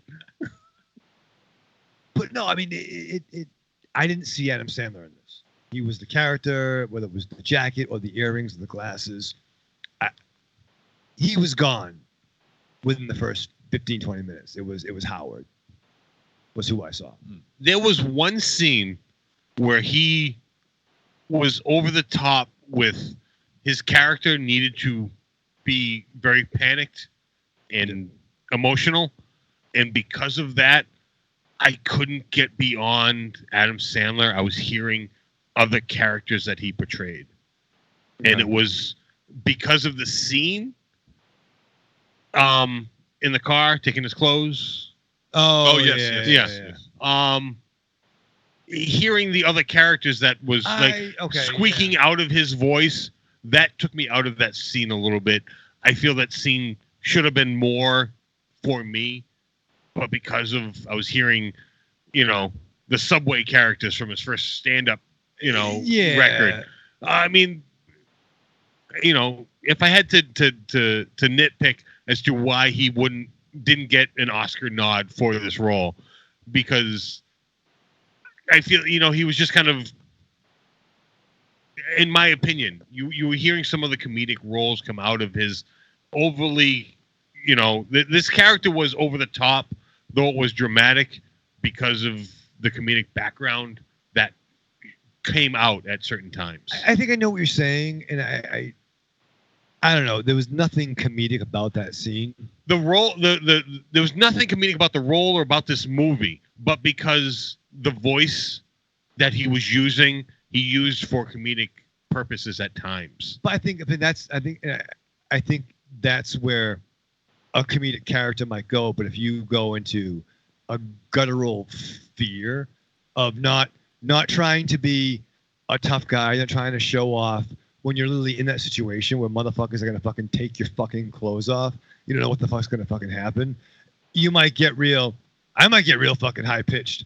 Like, oh yeah, away from me. You know yeah, what I mean? no. Like, But I'll, you know what? I'll give you that. But because of his background, that's where I went. MZ, it doesn't have the same exposure to Adam Sandler that I have. Yeah. So his mind wouldn't go there. I went there because I like Adam Sandler. I like Adam Sandler as a comedic actor. Right. I you know, I'm not saying he's a great actor. I like that the escapism that his movies give me. Sure. Just you put them on, they're mindless humor. I like that. So hearing that come through at times in this movie took me out of this movie just a little bit. Okay. And that is why I feel that he didn't get an Oscar nomination for this movie. Yeah, and that's fair. I mean, he was up against some. I mean, there was some tough competition out there for that this year. So, I mean, I don't necessarily. Yeah, I think this is like his performance didn't like blow me away. I was impressed, but it wasn't like that was better than Joaquin Phoenix, in Joker or whatever, But yeah, I mean, he did an admirable job, and I think he did better than I would have ever expected. Oh, sure. And much better than I ever would have expected. Oh, I criticize because that's what we fucking do on the show. It's, we give our criticisms to these movies. 85% of his fucking performance was spot on. Yeah. I'm not saying that, it's a fucking terrible performance. There was just certain times, and that the car scene was one of them. Certain times where it was, I could just, because of my experience with him, took me out of the movie. And that's fair. I mean, he's someone who's done a lot of voices through his comedy, so I can understand why, why that might happen, because he's done so many different voices that's difficult for him to find a voice that is unique and different than one he's never done before. So, I totally get that. But yeah, I mean, the performance I thought was super solid. I got to go back to I know we mentioned them, but I got to go back to the Safties. This is a masterwork of tension. Whether you're making a horror film or a crime drama or thriller, whatever you want to call this is a masterwork. Like, it's crazy to make a film this tense. Right? Like, that's difficult to do. That's not easy. It's in the editing, it's in the writing, it's in the way it's shot, it's everything. It's the sound design, it's the score. The score of this was fucking great too. Unexpected score, but great. The score was really quite good. What the Safties are doing here, as well as their last film, that I'm catching on to, is that they're taking lead actors. They're taking these actors, putting them in lead roles, and these are actors who are primarily known for just one thing, and then totally flipping their well, no, not flipping their script, but totally flipping their perception. Or totally just be quiet, will you? Totally flipping their shut up. Totally flipping their careers around. Yeah. Like Robert Pattinson. He was mostly for those Twilight films. Everyone knew him from the Twilight films, he's done a couple of films before he went to do Good Time, but he wasn't. Yeah, he did primarily. He did a Cronenberg film before Good Time. Right. Yeah. The 9/11 movie. And so now that he did, Good Time, he's starting to. It's really beefed up for him. Now he's playing Batman. Same thing here with Sandler. He's primarily known as a comic, and he's had a couple of serious roles here and there, but he's never had anything as strong and in your face as the character that he has here. And why are we looking at Wolfie's elbow? Because why do you guys always call this out? Jesus Christ! I'm doing something on the other computer. You guys are the just talk. You guys are the only ones that see it. No one in the fucking air sees it. It's your own private camera, so shut up. Ooh. Put it a little lower. Jesus Christ. Can I pick where you put it? Yeah, I love how you were trying to see his balls again for that one. I'm fascinated. I'm wearing my Batman pants. Put those on. Twilight pants? So it's so I credit the Safties, big credit, for flipping these two actors' careers around, and putting out not just mediocre performances, but really dynamite performances, and that's incredible. I can't wait to see what they're going to do next. Is that better? put it down all the way so you have to look at my fucking elbow, you asshole. No, I'd rather. Yeah. Jesus Christ. Yeah. I mean, there's some great lines in this too. There's that scene when we haven't even really talked much about like some of the stuff in the movie, which is fine. I mean, we're talking about other aspects of it, but like I think it was when he hit big on that first bet, if I'm not mistaken. But he's like, "Holy shit, I'm gonna come!" Like, oh yeah. Like, and then he pawned Garnett's fucking ring. Yeah. Are you fucking kidding me? You gotta be totally insane. Well, that's we should backtrack a little bit though. So I mean, that's what I really got fucking mental. That's the shit that fucking fucks me up, right? It really fucking bothers me. Once again, I'm sorry if you're a fucking degenerate gambler. I'm sorry. I'm a fucking alcoholic. Whatever the fuck, we could hang out. But that mindset, I share too much. No, I'm having fun with you. The mindset of you waited all this time to get something. You show somebody something to get their approval, and the whole like, I'll bring it back tomorrow morning. If someone says they're going to bring something back tomorrow morning, they're not going to bring it back by tomorrow morning. Well, that's the thing with these people. If I tell you I'm going to give you something tomorrow, you're going to get it tomorrow. Right, but I am not this type of person. I'm not the type of person that's, you give me that, I'm going to give it to MZ to get $5 so I can go and gamble. Right. You know, this whole mindset, that's the world these people live in. Where even Garnett, where he was like, let me have this rock for X amount of days and I'll get it back to you. When it was come time to get it back, there was this whole ordeal going on. This is fucking Kevin Garnett. You're like, if you can't fucking trust Kevin Garnett, who can you trust? Well, fair. I don't even fucking know the guy, and I'll give him $100 and he'd give it back to me in a week. Like, well, fair. But even at the line where he's like, "Oh, you forgot your earrings." He was cleaning his earrings. Nah, keep them. I'll get them on Friday. Because you know the fucking rock is worth more than his fucking Yeah. Oh, yeah. Sure. But that's just how this shit is going. Like, that's the world they live. Like, the perceive of I trust you. Like, but they don't. But it's that illusion of trust that's this whole world. No one trusts anyone, but everyone wants to think that everyone trusts everyone they else. all buy into it, and it's a big sham. Everyone is fucking everybody over. Oh, exactly. It's exactly. A complete fuck over. And I know guys like that. I mean, probably all do, but I've seen guys who do that fucking kind of whole and to sit and watch that from the outside. This movie did exactly what it's supposed to do. To you, right. Oh, sure. It elicited emotion. You squirmed in your seat watching this movie. What the fuck is he doing that? Like, that is exactly what this movie is supposed to do to you. To just make you feel uncomfortable. To not understand, like, to shout, "Don't go in that room!" Like that. Right. Yeah. Oh yeah. 100%. Yeah. Right. So it worked. It worked. Yeah. And I'm like, you just got your fucking score, dude. This is your fucking score. Because he's gonna bring it to the auction. He wants to bring it to a fucking auction to get, his big fucking payday. And it's like, what the fuck? You have a guy, I'm just fucking I'm yelling at the fucking screen. Oh yeah. Well, I mean, there's so much more involved in what's happening that we can't discuss without taking away from the movie. Right.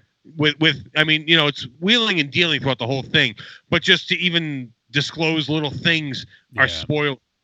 It is just it is tension. Like, just fucking smoke a doobie and watch this movie because you need to relax as much as you can when you watch this, because there is just a lot of tension in this. There's so many incredible scenes. Like, one of the craziest ones was when he sees those guys that are tailing him at his daughter's fucking play.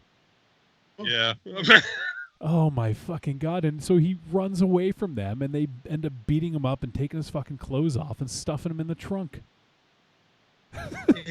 Like, he's like, "You want to go outside?" Like, "Do you really want to go outside?" Yeah. You watch that and go, the fuck is going through your head? Yeah. Like, at every point during that scene, the fuck are you thinking? Like, multiple times. The fuck are you thinking? Like, Right. And I would go in the bathroom and call Aries. Aries, come to the fucking high school, please. And I'm installing them. Like, even I won't say too much about it, but even when things kind of go right for Howard, like there's that scene with the auction. I'll just say, like what the outcome of that was after things went down with the auction, like he finally got something. And then what he did next. Are you fucking kidding me? And then what happens?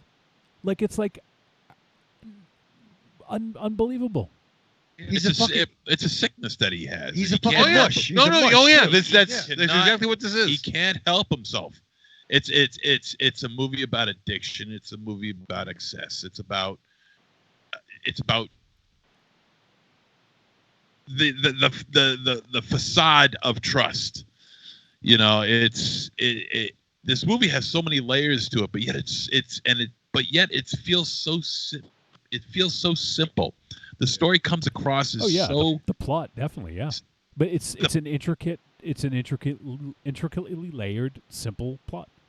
Yeah. Oh yeah. If you boiled this plot down to like 2 lines, this movie would sound awful. But in reality, this is a great movie. Yeah.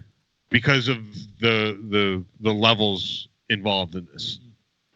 And also we talked about him getting stuffed in the trunk, but even prior to that scene when we first meet Arno, played by Eric Bogosian in the truck, like that was fucking intense when they're just like everyone just yelling at each other, and like it just was intense as fuck. Don't say my name. You know, yeah. Oh man, like, and then I also have to point out that he got in a fight with The Weeknd. Yeah. Is that really a guy? Yeah. Is that really a rapper? Yeah. Yeah. He was like one of the hottest. He's a rapper. He's like one of the hottest musicians out there. Yeah, he's born and he was named The Weeknd.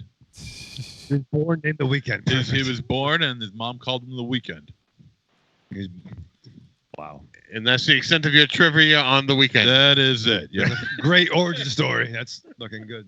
That's all you're going to get out of me as far as he's concerned. I really don't know much about him. Yeah. Yeah. I mean, he's had a couple big hits, and he had a big album. Yeah. So his brother Day. But the funny thing is, and this actually going back to the score, it was written by Daniel Lopatin or Lopatin. I don't know how you pronounce it, but he's also known as a musician, and he goes by the name of Oniatrix Point Never. And I guess he's worked with The Weeknd, so that was kind of a connection right there. But he also scored Good Time, by the way. So I remember really digging the score in Good Time, and the same composer did that as well. So I thought the music was really unique and gave it a cool vibe, which I wasn't really expecting, you know. So everyone's looking at their phones. I am not. I'm talking to Corny. I'm looking at Kevin Garnett. Want a minute alone? Yeah. How do you know they're not the same person?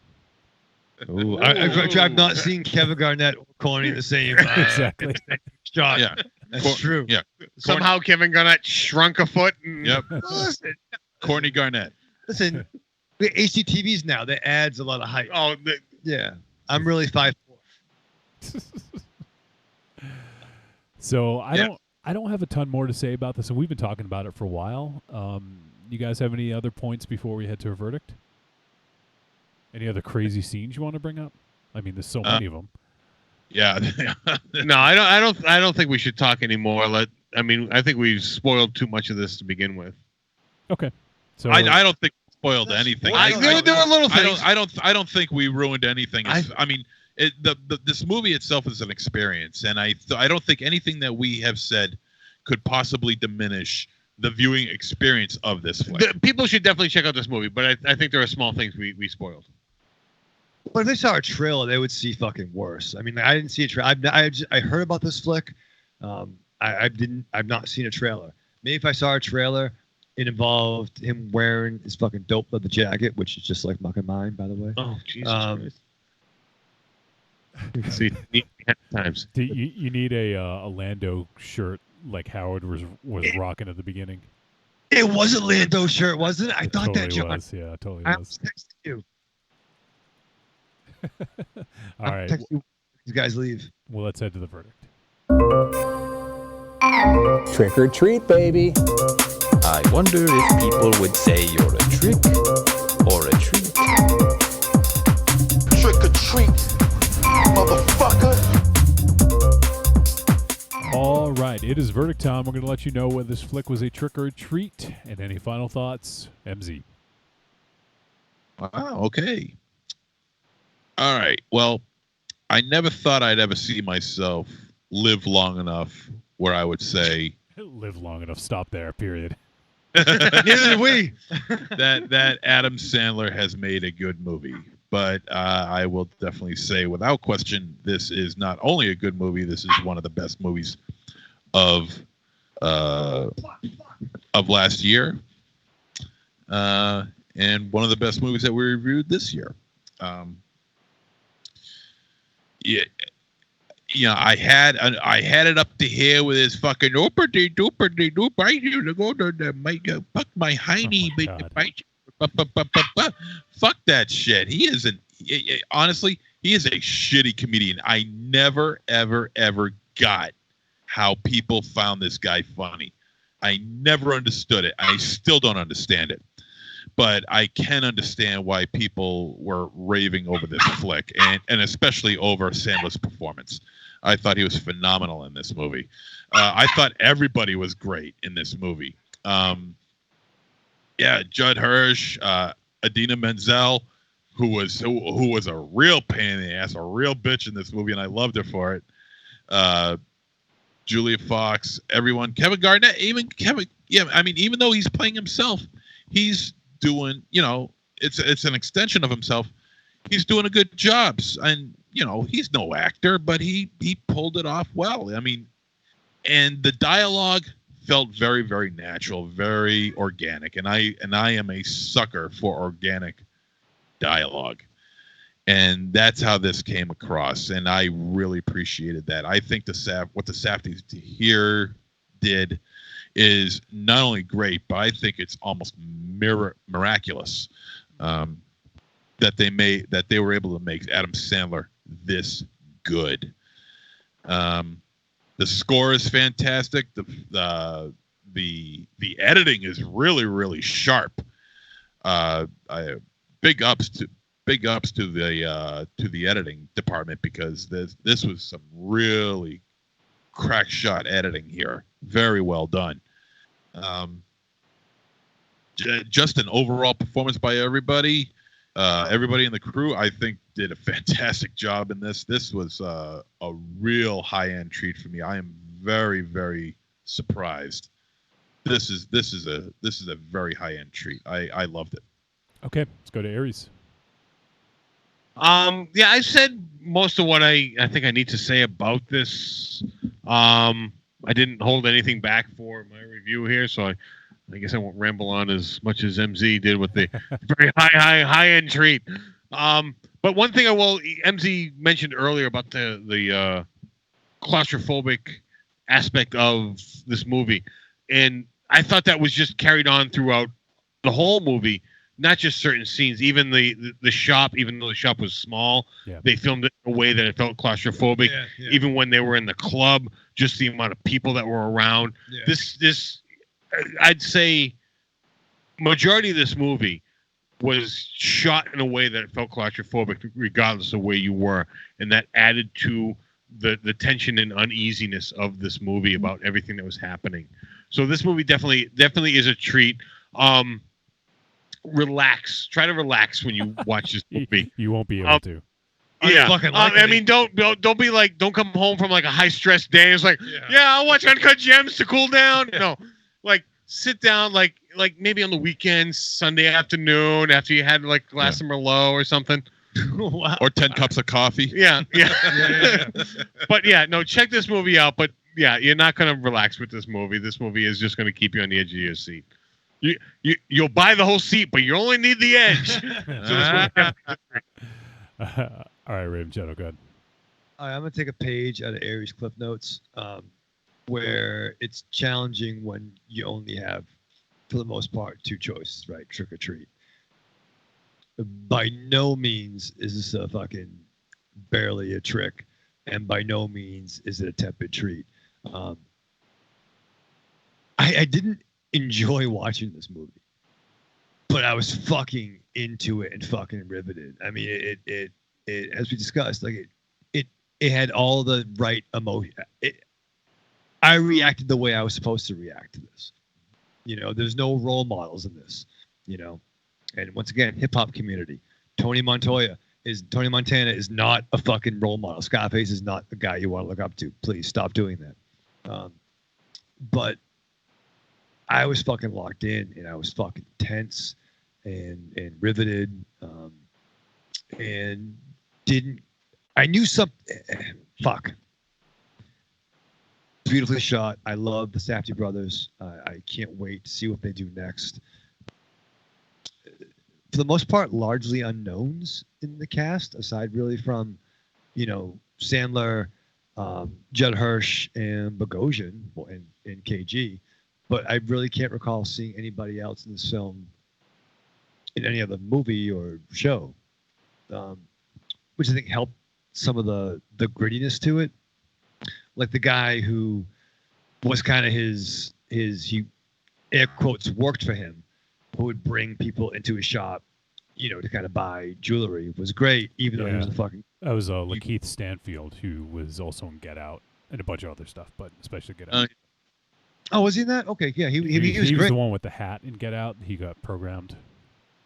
Oh, okay. And once again, that's a guy you don't fucking trust.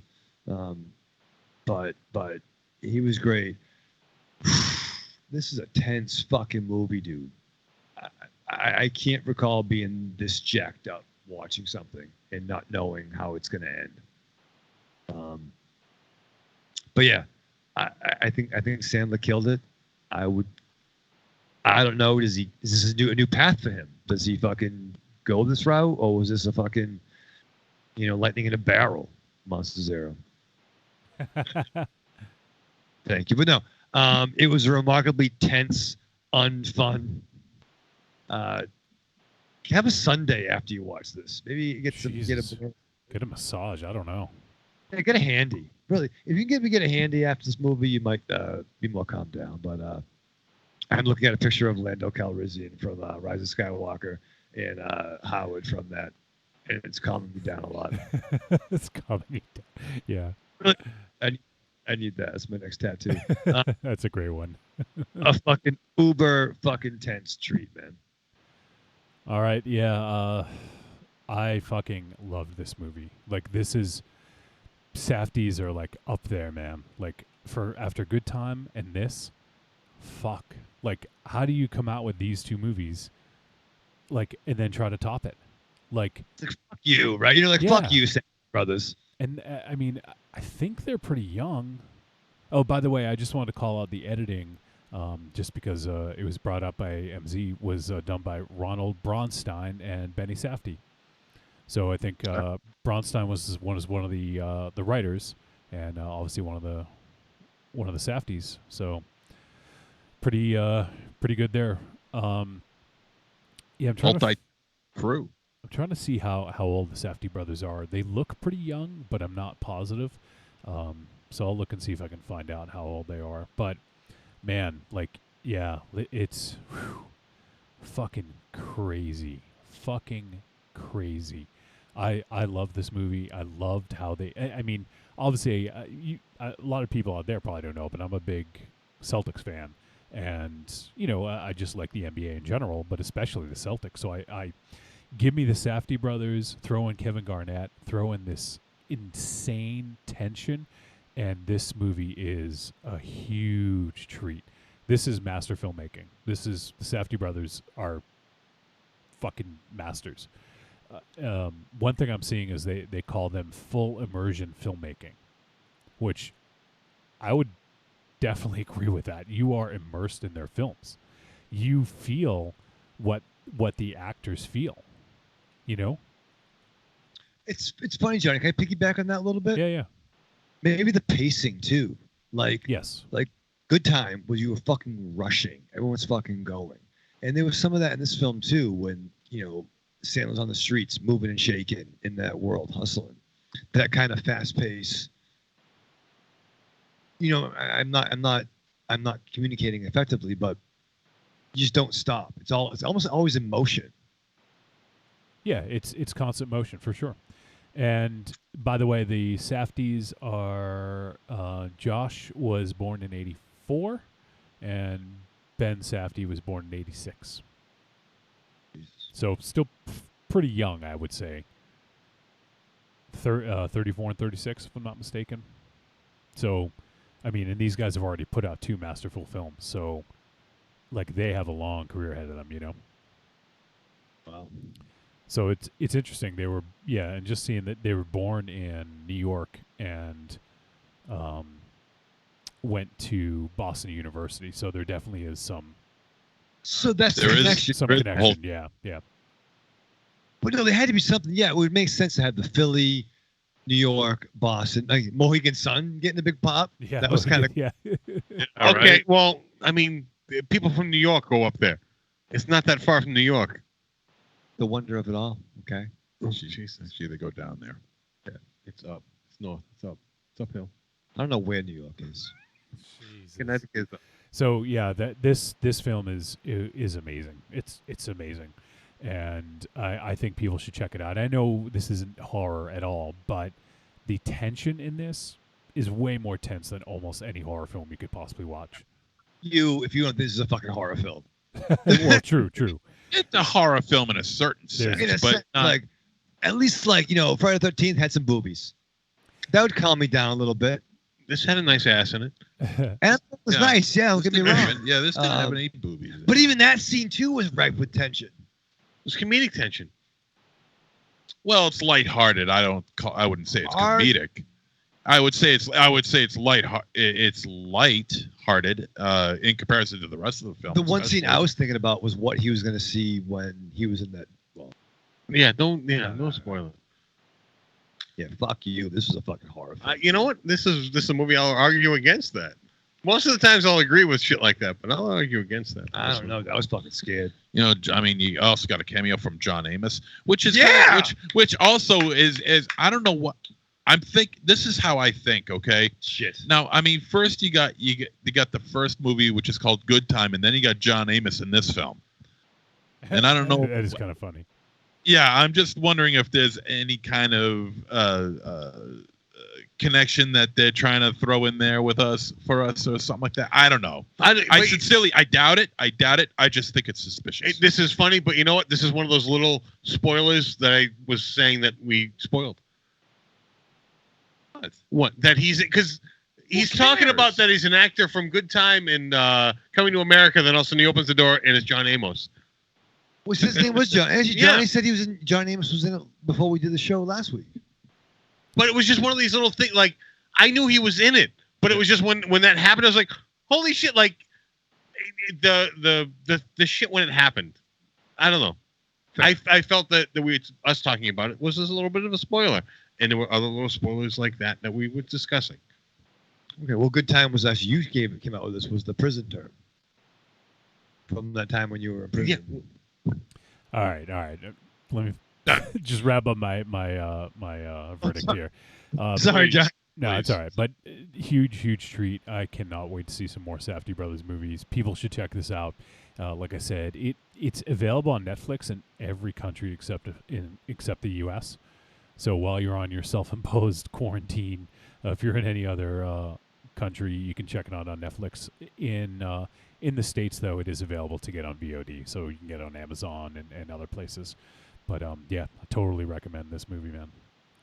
All right, next week, I was trying to think of what to do. There's a few options because we covered a lot of the ones that I was really excited about getting to. With, the last few weeks, we did, obviously Uncut Gems, Color Out of Space, After Midnight, VFW, Come to Daddy, like a lot of these movies that we've been really looking forward to. And now we're kind of in this... Not really. There's a few films that have come out over the past several weeks that were put off because of these other ones. So I'm trying to find a good one. I kind of think maybe a good palate cleanser. You guys want a palate cleanser? Do you know what a palate cleanser is, Raven Shadow? It's kind of like a mouthwash, right? You want to just get the bad taste out of your mouth. Shit. I know what I'm going to do, even though I know it's going to be fucking terrible. No, we're not doing that. Not yet. I don't know if I want to do that. I kind of want to do that, but all right. So we are going to do a film from a director. We haven't done a film of his in a while. He's, I think we've done, I want to say 3 of his films, maybe, over the years. But that would be the master, Takashi Miike. You guys remember we've done 13 Assassins. What else have we done by Miike? Shit, I'm just drawing a blank. He has so many movies to his... Oh, Blade of the Immortal. Yakuza Apocalypse. As the Gods Will. Yeah, we've done... No. 4 or 5. Yeah, 4 or 5. As the Gods Will, right. That was... Yeah, okay. And Lesson of the Evil we didn't end up doing. We almost did. But, okay, so... 13 Assassins. Yeah, so I think we've done 4 or 5 of his flicks. I mean, he's a very... prolific director. He has 104 films to his credit as a director. It's fucking insane. Yeah. He's only slowed down now, but he used to put out like between 5 and like basically 4 to 7 movies a year. But yeah, so we're gonna do a film from Takashi Miike called First Love. And First Love, just to give you guys the synopsis, a young boxer and a call girl get caught up in a drug smuggling scheme over the course of one night in Tokyo. So it sounds like another night in the life of, like this was. Well, actually, no, this was this is over a few days, like maybe a week. The Uncut Gems was anyways. Doesn't sound like a palate cleanser, Johnny. Well, soon find out. Yeah, you'll find out. So, First Love, Takashi Miike, episode 399. That's what we're doing. And I think Corny's seen it already. I think he owns it. So, all right. Well, let's see. We got a few voice messages here. And I think some folks are going to be talking about the movie. I'm really curious to get some thoughts on Uncut Gems. So, let's go ahead and kick things off with the aforementioned Evil Corny. Hey guys, this is Evil Corny. I've seen Uncut Gems twice. I really enjoy that film. I give it a treat. Overall, it's one of the few films that I pretty much had anxiety through both viewings. Knew what was going to happen the second time around, but Sandler does a good job in this film. The Safty Brothers did an excellent job directing this film. But overall, it's kind of emotional roller coaster, watching it. You all have a good one. I hope everybody stays healthy during this corona outbreak or whatever, So far, Alabama doesn't have any cases of it, but at the same time, I don't think they've tested anyone other than 20 people, so... Who knows what's going on there? You all have a good one. Evil Corny out. Stay out of trouble, Raven Shadow. I'm fine, brother. It's a good thing you're here to hear that. You didn't go for a smoke. Yeah. Listen. Okay. What? Yeah, listen. I love Corny so much. How much? Not this much. It's a lot, right? Well, what about the radio people? The radio people. Yeah, they can't see your hands.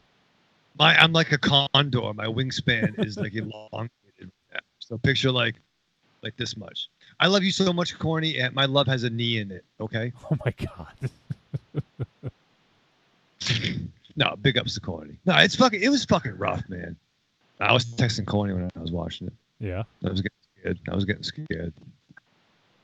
I was getting a little bit nervous. You getting the vapors? I was getting the vape. Ollie was scared. He didn't like his movie. So thanks, Corny. Always a pleasure to hear from you, buddy. Glad you enjoyed the flick. Yeah. And, Corny was actually he sometimes helps me track down some movies, and he had been keeping an eye out for Uncut Gems, and we were like it's coming out this date. And he's like, I don't think so. And he also helped me figure out when First Love was coming out as well. So thank you, Corny. All right, let's move on. And next, why don't we hear from Arkham Josh? Hey, Trick or Treat Radio guys, it's Arkham Josh here. Just calling in with some catching up on the last few films. Been kind of busy with film festival work and everything, but that's all wrapped up very suddenly with all this coronavirus scare, and the rest of my work for the semester is potentially all canceled. But now I got more time to watch movies, right? Okay, so a few weeks ago I missed After Midnight. I thought After Midnight was a lot of fun, had a great reveal, the characters were good. I thought it had some pacing problems in the first half, maybe one or two too many flashbacks, but overall it paid off in the end. It was good enough where like the film as a whole made you forgive the minor issues you might have had during the film. I thought the cast and characters were great. It was a good story, so definitely a treat and a recommend. Last week, Color Out of Space, fucking fantastic. Told you guys a while ago I saw this in the theater. This movie is wonderful on every level. Great story, great characters, great acting. It looks great, has wonderful effects. Just, I can't recommend it enough. Definite treat, definite recommend. Everybody should see it immediately. This week's film, Uncut Gems, also saw in the theater. I believe I mentioned it in a previous voicemail. I don't know, Safty Brothers, do it again. This is one of the most tense and riveting films you'll see, right now. And it's definitely one of those things where, in the theatrical experience, that movie started, and the next thing you knew it was over, and it felt like you hadn't taken a breath the whole time. It's just wonderful. A great character turn by Adam Sandler. A great cast all around. So yet another treat and a recommend. I hope you guys are all doing good. Hope none of you guys are getting ill. And if you guys stay healthy, I'm going to have a lot more free time on my hands soon. So maybe I can make a trip on up there, all right? Talk to you soon. Bye. Oh, nice. That'd be awesome, man. Love to get Josh in the... he would be the first... Would he be the first guest in the Radio Chateau studio? Yeah. Stay over, Josh. I'll take the Friday off. Oh my God. You and your Fridays off. Yeah, we'll get fucked up with some records. Bring your record player over, though. But It's really weird that you want everyone to sleep over. why don't you sleep over? Come on. I'm really grateful that he's never asked me to. Doesn't No, you can't come. Yeah, it doesn't help his case like that I call him out on it, and his first thing is sleep over. You come over, too. I'll braid your beard, you braid my hair. We'll fucking put some fucking Guns N' Roses record on, and we'll fucking just chill out. Once again, not helping with the creepiness factor. You want to play N64? Do you want to do that? I got Play-Doh. Yeah. It'll be fun. Mine's zero because you got to leave though at a certain time though. I'll leave now if we could. You're that creepy neighbor, aren't you? I don't know. Ask the neighbors. No, it's fun.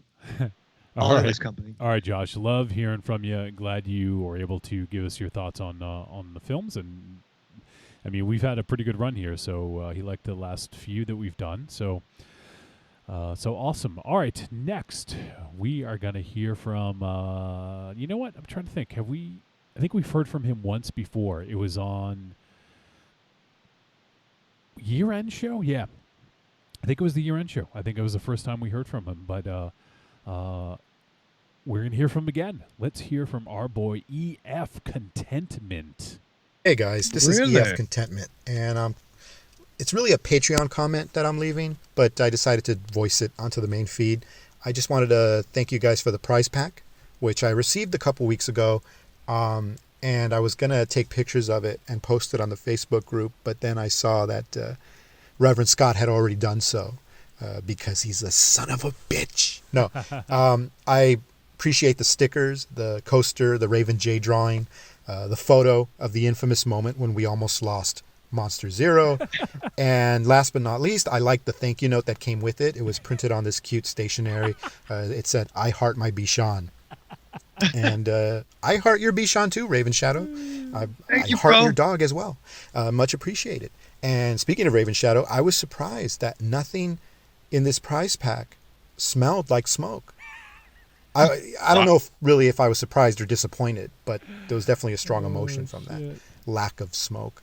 Also, I haven't listened to the summer school commentary, but I'll leave feedback on that as soon as I get another copy of the movie. I think what happened was, I lent it to somebody and they permanently borrowed it, which serves me right because I was probably drunk and or high, and they just said they hadn't seen the movie, he or she, and I was like, here, you got to see it. They didn't ask for it, but I'm giving it to them anyways, and now they own it.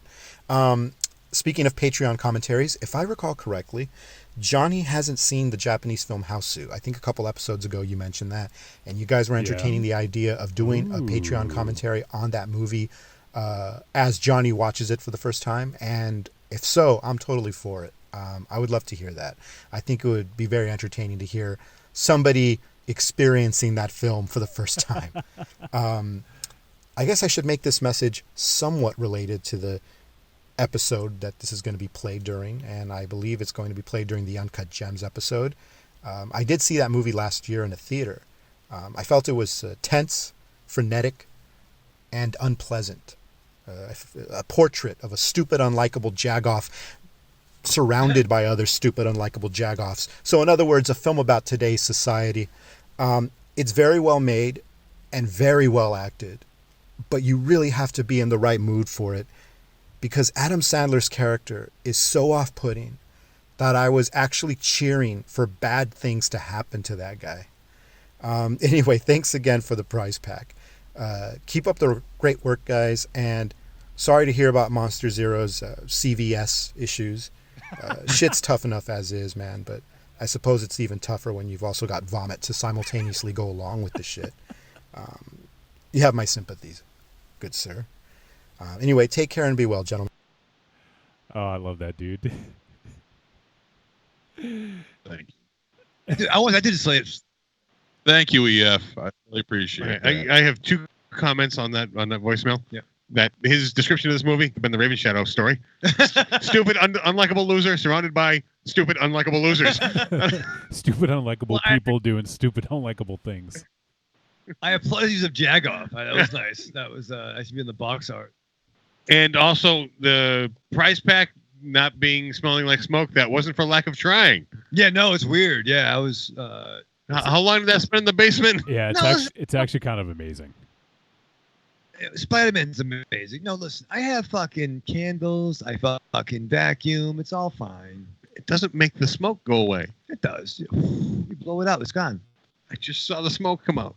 Was that me? We're not in LA. That's not smog. That's still. I'm getting lightheaded. You're getting lightheaded, yeah. Yeah. If that's even possible.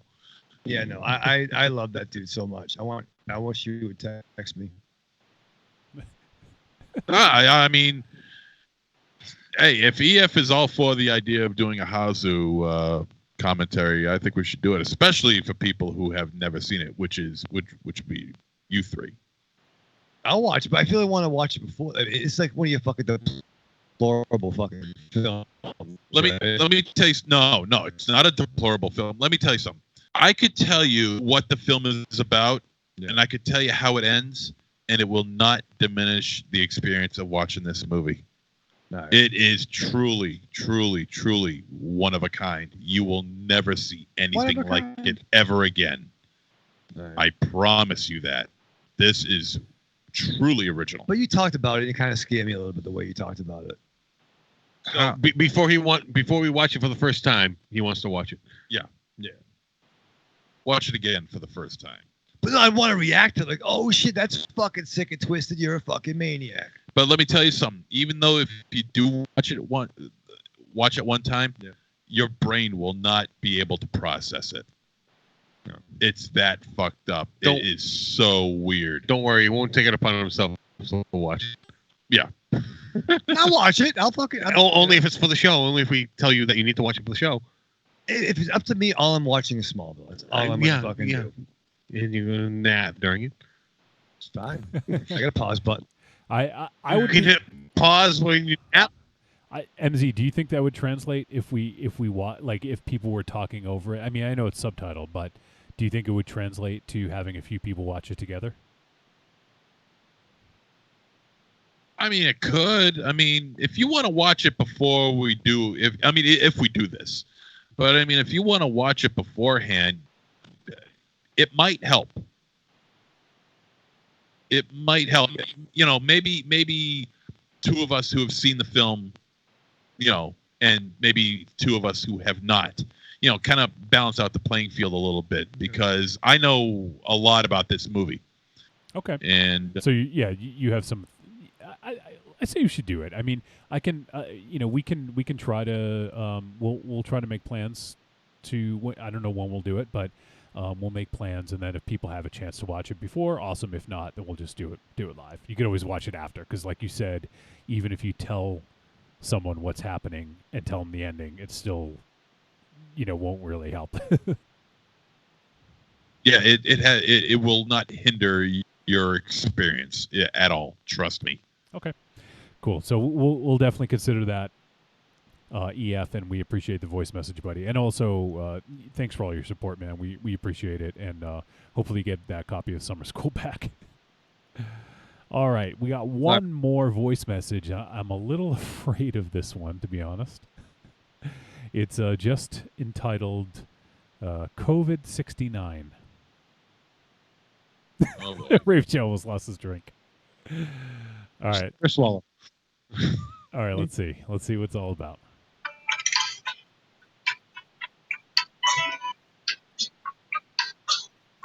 Trick or Treat Radio, what's going on, baby? Let's get going. Yes, party time. Yeah, it is party time. Here we go. And I don't get this phobia. Why are people scared?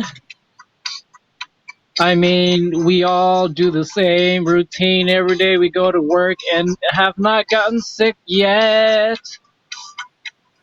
But people like to exaggerate and overreact when I'm going to Costco and the goddamn toilet paper and the fucking mouthwash and the goddamn water bottles all taken away, you fucking cunt.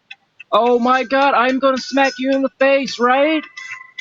Infect me now. Oh, COVID-69. Stay with me. Let it make me cough like when Raven Shadow smokes two packs of Guys, I'm so sorry. It's all fun and games until someone gets it, right? Have you guys seen Lighthouse? Yeah. Oh my god. Gene Siskel and his balding head. Hey, ladies and gentlemen. Wow.